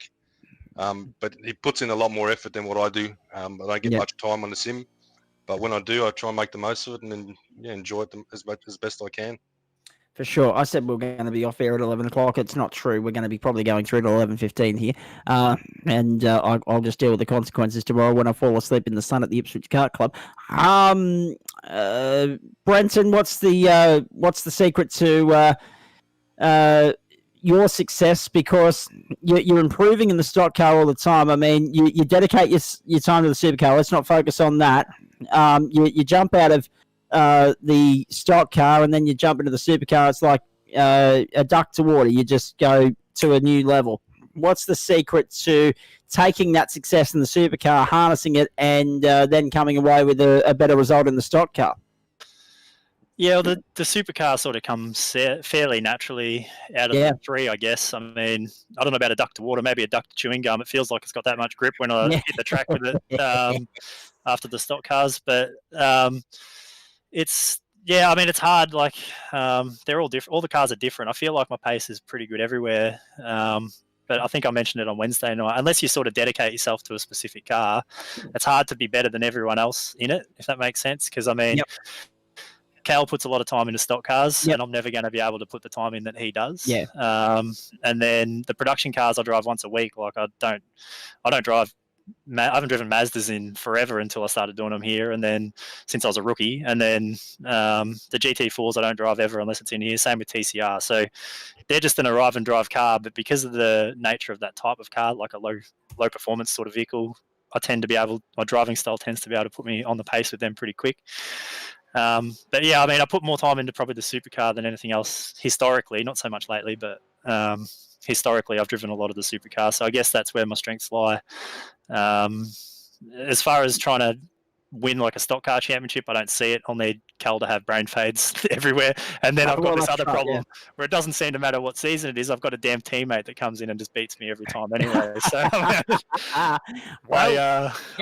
last season I had the wood on Michael several times, and I know he was fed up with that. So he'd be pretty chuffed. He's had a couple of good races here in this car lately, and he's got the wood on me at the minute. So yeah, it's a good feeling when I get to pass you. Well, this is the thing, Michael. Just actually, and I'll bring Trent in on this as well, who's still with us in the commentary box. Trent Lavis, of course, and we appreciate him stepping in for Paul Nichols tonight. Nico, we're looking forward to having you back on Monday, mate. So I'm sure you'll be ready to hang it on me, as they say, and Chris Whitaker as well. Michael and Trent, I'll pose this question to you because you've been the big improvers in the stock cars over the last 2 seasons, so the start of this season and, of course, the back half of last season. Michael, how much work's gone into your stock car experience week in, week out to get you to the level you're at now where you're almost with Cal, but not quite? To be honest, I'll probably spend a half an hour each week little bit of practice just to get to know the track before race day. And that's about it. But the battles I've been having with Trent and Cal, it's been awesome, side by side all the time. Yeah. And we just don't touch. It's just huge respect there. And I was just about to say, yeah, very clean racing. And that's the secret. I've worked it out. The reason why Michael's improved at a faster rate than Trent has, and Trent's just come on and grabbed his first win there last week, because he puts 30 minutes in a week, Trent, and you're lucky if you get 10 minutes. Oh, something like that. Maybe 10 minutes before the start of the race or something like that. I'll do a couple of laps. But so therefore, I'm putting it down to the extra time behind the wheel. That's all I'm putting it down to. But seriously, I Trent. was being drastic. 30 minutes. Oh yeah. If you do too much, you tend to overthink it, mate. I think it's better to That's true too. Not push your limits too much. I tend to drive a lot less aggressively when I don't do too much practice. I just drive well within my means, and with the stock cars, just driving them slow actually extracts the speed. It's kind of quite a funny thing to drive. You kind of sort of roll around at 80-90%, and the thing goes fast. So you don't. If you don't wheel, I get up on the wheel on the thing, it rewards you at the end of the race. So that's where I attribute to my pace from, is just being patient with them. Yeah, well, that's exactly right. And this is the thing. Different methods work for different people. I mean, Brenton, you know this better than anyone. You could be the most dedicated sim racer in the country and put time into it every damn day. But you could still have someone come along and be just as good as you with half as much work. 100%. Yeah, there's always someone out there who's better. There always is. There's never any doubt about it. Not at all. Hey, David Kirby, anything you're picking up for your sim racing experience by listening to the three men I've just been speaking to? I think just what Trent was saying too, like just take it easy. Don't try and overdrive the car. And that's what I was doing tonight, just taking it easy through practice and qualifying, and I put myself 6 on the grid. But, I'm getting faster every day and by just taking it easy and watching everybody and learning and mixing it with these guys up the front, and you watch their lines and you move forward from there, and it's a great experience, and I can't wait to see where it's going to take me down the future. Exactly right. No, very nicely done, mates, throughout the course of the evening. Unfortunately, obviously, as you say, the retirement, not what you wanted, but we'll see how things play out next week. Yeah, the pit crew didn't bring me any drinks, though. I might have to sack them. Sorry, what was that? The pit crew haven't brought me any drinks yet, so I might have to sack them for next week. Well, see, this is the thing. Trent Lavis just waits till the end of the race. He goes out, pours his spicy cola, comes back in. So maybe you're going to have to inherit the self-serve service and maybe just put a fridge, a stubby fridge next to the simulator. Pestering for that. It hasn't happened yet, but it will happen. Trust me. Watch this space. I will let you all know. Christmas presents, ladies and gentlemen. Everyone's pitching for them. It's only October, but that's okay. Let's start to wrap this up because I've got the production car standings here. Before I do, I don't know if this is going to be too much to ask of our brilliant executive producer here in JP, but if we can have a look at that incident between Kester Ward and Michael Hammond again. That'd be really, really good. Trent, sorry, Kester, I'll bring you in at this point in time. 16th, you were there after lap 1. That's where you finished. Do you feel as though it could have been a lot better than that had it not been for your run-in with Mr. Fierce, Michael Hammond? I think I might have got a couple more positions. I mean, I'm definitely not the quickest with these things. I just aim to be consistent, and especially at the end there where people start running out of tyres, I actually set my quickest lap of the race on the second last lap. Well, there you go. So I can drive them on used tyres, no worries. So definitely affected me, and it's a shame because I actually thoroughly enjoy having good battles with people, but I don't have the pace to keep up with the likes of Trent and Michael and that can race like that. So it's a bit of a shame, but it happens. It certainly does. All right, let's start to wrap this thing up as we normally do, and I'll do so by we'll have a look at that incident in just a moment. I'll do so by having a look at driver of the day. Well, Tony De Rossi wins it for mine in production cars because that was a brilliant drive through to second position, and especially the way he defended against Brenton there on the last lap. He was it was as though $80 million was waiting for him at the finish line. The way he drove there, it was brilliant contest, and obviously Brenton was unlucky getting relegated down to ninth. But as we say, that's racing, and when you get 12x in one lap, it's never going to be an easy night at the office. In stock cars, I have to give it to Cal Watmore after the salvation effort, or the redemption effort after last week's performance. Here's this incident again between Michael Hammond and Kester Ward. Let's just have a look at that. Brilliant driving. As we say, there's Kester doing everything that he had to do to give Michael Hammond some room there. And but at the same time, say, this is my corner. I'm going to force you out onto the runoff area there, mate, and you're just going to have to yield. Mikey wasn't having the bar of that, and just have a look at this slow-mo on the run up to the next corner, turn 6, of course. There it is from the rear. Here it is from the front. And just have a look at Kester looking towards the left-hander and then instantly going towards the gravel trap for an excursion off-track rally style. And there was no sympathy there from Mikey, and I think that's why we saw him take a second run through the pit lane, and he ended up down in ninth position in all of that. So both of the races compromised there, but again, at that point of the race, given that it was 24 minutes out from the checkered flag, it was just as Trent rightly pointed out, patience is a virtue. Brenton, your situation, because obviously you're in a similar situation to Mikey Hammond. You've got the pace on these guys. This is why I wanted to see this incident. I wanted to ask Brenton the question. Patience being a virtue at that time of the race. I mean, lap traffic is always playing a part in this series. It's part of the club, discipline, skill set. There's some of them that are right up in the pro levels, and there are some of the guys that are still working their way there. If it was you, I mean, yes, it's frustrating getting caught up behind the slower traffic. At that point, Kester wasn't lap traffic, I should reiterate. That's my bad. And this is the thing, right? You're in the middle of the race. You know he's got to do a pit stop. There are going to be other opportunities to overtake him. Yes, okay, you might lose a second or two here, but it's not worth throwing it away 22 minutes home from the checkered flag, is it? No, I think I think experience is probably the thing. Although Mike has got a lot of it, but yeah, exactly. I mean, with experience, you sort of learn to pick your battles, I guess, is the best way to put it. Sometimes you make a bad call, and that happens. But generally speaking, yeah, you're better off to lose a second here to gain half a minute later without a penalty. But we all have moments where we have brain fades and do the wrong thing and make mistakes or bad judgment calls. But in saying that, yeah, you just got to be smart about it. You have to be smart about it. I probably made a few silly calls in the Mazdas tonight trying to get back through, but all I could see was red. So I mean, it was that's where the bad mistakes come in normally. Yeah. So when you're driving cranky, when you're driving frustrated with your own driving or incidents that have occurred around you that have affected you. Exactly right. Yeah. And I mean, there's points and championships and all that sort of stuff that we're thinking about here too. And everyone wants to gain every spot that they can. It's, it is a gentleman's sort of series. So you try and race everyone with as much respect as you can, because that's what it's about.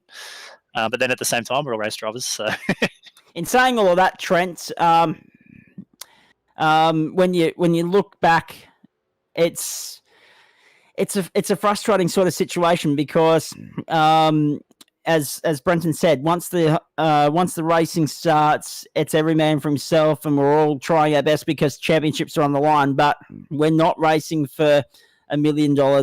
We're still racing for sheep stations, but their profit is very, very little. Yeah, but when you put that helmet on, mate, it doesn't matter if it's a club day or a national championship. You're still going to give it 120%. So, as soon as the lid goes on, the red mist ascends, and it's game on. Indeed, it is. Righto, gentlemen. Driver of the day in the supercar race. Michael Angus getting up into the top 5. That was very nicely done. I don't know where we were on incident points at the end of all of that, so I can't really make a true judgment. But well done to Kester getting back through to 16th. Well done. But my vote actually is going to go to Michael Schreier because He got the second in the stock car, jumped out of that, and got the second in the supercar. I mean, Cal was in a league of his own in the stock car. He almost ran too short on fuel, and that would have been a nice breakthrough win for Michael. But in saying all of that, to get through into second there at the end of that race continues his improvement there, and he's setting some very nice standards for which others should follow in the supercars as well in terms of his pace and results so far this season. So they're my 3 votes. I haven't got any other members of the regular commentary team here to argue with me, so I'm the judge of fact tonight. I apologise if anyone's unhappy with that in advance, but then again, the care factor is very low after 11 o'clock on a Friday night when we're staring down a long weekend. Michael Angus, what is there to do on a long weekend in Victoria where you're still, you haven't got the curfew. The curfew is gone, but there are still a lot of restrictions in place. I think we'll be practicing for the GT3s on Monday now, so you're pretty much... Cool. My days consist of racing, then Call of Duty, and then a bit more racing. So we might fire up Call of Duty, then we'll fire up a bit of the GT3, and that'll see me through the weekend. Hopefully, watch a bit of the footy. Hopefully, the Mighty Pies get up over West Coast. I'm not liking my chances, but no. It won't stop me from cheering them on. So. Well, not only you're not liking your chances, but saying that's probably just got you offside with a lot of people who go for anyone but Collingwood. That's just the AFL mantra, isn't it? I've had 30 years of that, you know. You just got to back your boys, and anyone else that hates on that, exactly. you know, they're just jealous. But I know who I'm punting in the next race. Mate, I can't get close enough to you to punt me, so you'll be right. You better hope you're not ending up a lap down. But in saying all of that, get out and watch the foot for sure. Do that because it's that wonderful time of the year where you don't care who's playing, but because it's the business end of the season, you're watching it all eyes on. And West Coast Collingwood have thrown up some cracking semi-finals in the past. There's no doubt about that. Of course, that 2007 encounter that went to extra time. Who will ever forget that? Now, of course, home ground advantage for West Coast will be a factor. Michael Schreier and Brenton Hobson, of course, we turn our attention to GT3 racing on Monday night. Hobbo, Okayama, the venue, of course, we were there on Wednesday night. We're back there Monday night. This is going to be fun to see how the GT3s go around this circuit. Given last time we were there, Jeff Connell got the job done, but that was back in season 1. Before my time, I haven't driven a GT car around there before, but if we can copy paste what we did on Wednesday in the Porsche, that would be all right. Exactly. I don't like my chances. I don't think I've spoken to you about the GTs much because usually at the end of those races, I'm just fed up with life and I'm out of there. But yes, I'm really struggling with that Ferrari. I cannot drive it, and I made a poor choice with the car. So at the moment, I feel like that I'll be much better in the Merc actually. But Swap ya. yeah. Well, I'm yet to race yet and might take up the Merc myself. Yeah, well, that's I don't know. It's just that I'm not used to this type of car. The Merc I've driven before, and I guess the way the engine arrangement is in it, it comes more naturally. I've gone into the Ferrari, and I'm struggling to drive it anywhere near its limit. Yep. I can drive it at 95% and nearly not crash for a race, and that's pretty good. And it's not too bad at that. But I feel like I could drive the Merc at 110 and get everything out of it. And that's sort of the difference. I'm very uncomfortable so far in the Porsche. And Okayama, Japanese track, low grip surface, typically probably not going to be suitable for me. But it did go well there in the Porsche. You did. So maybe we can do something. But old Dennis has got us on the ropes over there. He certainly has, and that's without giving you the 58-point start that he did, or 48-point start, or whatever it was in the last season. So it'll be interesting to see how it plays out. Do me a favour, despite the fact that you might be disgruntled, come back on Monday night because I want to explore that a little bit further. We're just out of time tonight because it's interesting that someone that's so dominant in a Merc then goes and struggles in the Ferrari, whereas Dennis has gone to the Ferrari where he was king of the town and still gone to the Audi and has just, continued to towel it up. So I want to explore that a little bit further with you Monday night, but we are out of time here. Thank you to everyone for coming in here tonight. Trent Lavis, good luck with the skid control day at Mount Cotton tomorrow. Kester Ward, thank you very much for your comments as our in-race reporter tonight. We might get you back more often. And hard luck, of course, with the incident where you got served up there, but that's racing sometimes, eh? 100%. It's always fun trying to commentate and race, but that's it. Things happen. Yeah, exactly. And as for us, we're going to wrap it up there. We're past 11:15 local time, and I've still got a couple of things to do before I even get to bed, so it's going to be a very low, very lack of sleep deprived Cape and going to Ipswich Kart Club tomorrow. Let's just explore what's happening there. West Brummer Radio. Download the app from your favourite app store. Open the stream. Click the listen button. You can choose West Brummer Radio or West Brummer Sport. Click onto West Brummer Sport. We're live from 5 to 8 tomorrow morning. Queensland Karting Championships Day 2. Looking forward to it immensely. A lot to look forward to after what we saw in qualifying today. 250 competitors, 12 classes, 60 race program over the course of the weekend. If I've still got a voice on Monday night, we get stuck into all the action from Okayama. Intro to Wings from 7:30 Eastern Daylight Time. That's important to note because it changes, of course, on Sunday morning. Don't get me started. It's going to be a very long 6 months here in Queensland, being in 1908 when the rest of the world's in 2020. We go Intro to Wings into the GT3 race, as we were just previewing there. Wednesday night, we go to Watkins Glen for the Hump Day Pilot Series, of course, the TCR GT4 affair, into Porsche GT3 for Racecraft. Friday night, Circuit Gilles Villeneuve, Montreal, Canada. Looking forward to that immensely. And that will be live right here with you again, 6:30 Eastern Standard Time, 7:30 Eastern Daylight Time, with all of our coverage from the production car race. Don't know if they're running the Mazda next week or they're running something else. We usually change it up every couple of weeks, so should be another car for the Montreal round. Hopefully TCR, because they threw up a cracker at Phillip Island, of course, last season. Then, of course, the stock cars from the same venue, supercars from the same venue. Once we get to week 5, the stock cars will go off and branch out and do other races.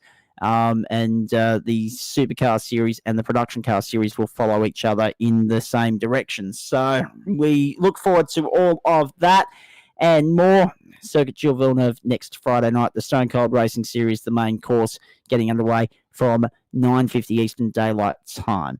Now, the broadcasts, 6:30 Queensland time, 7:30 New South Wales time from Monday right through the rest of the season. That's it. We're done. Queensland Karting Championships tomorrow, 7:55 a.m. Look forward to your company there. And we look forward to your company on Monday night as the great racing of the Gentleman Sim Racing Club continues. Thanks to our broadcast partner, SimShed Broadcasting. Thanks to all of the sponsors, of course, Stone Cold Racing, Simple Sim Computers, Ocular, Flash Graphics, Racecraft, LJ Hooker Gaindar, and Central Coast Subaru. We're done. On behalf of the entire broadcast and production team here, I'm Zach Caben. On behalf of Trent Lavis, Kester Ward, Nico Pop, and all the drivers that are coming throughout the course of the night to lend their vocals, and to Mark Jones as well. It's a good night from us. Congratulations to Brenton Hobson, Cal Watmore, and also Michael Hammond, who were the 3 winners at Road America tonight, cleaning up in Elkhart Lake, Wisconsin. We'll see you on Monday. Have a great long weekend, everybody. Despite the long weekend, we go working Monday night and look forward to you coming to then. Until then, from us for now, a very good night to you.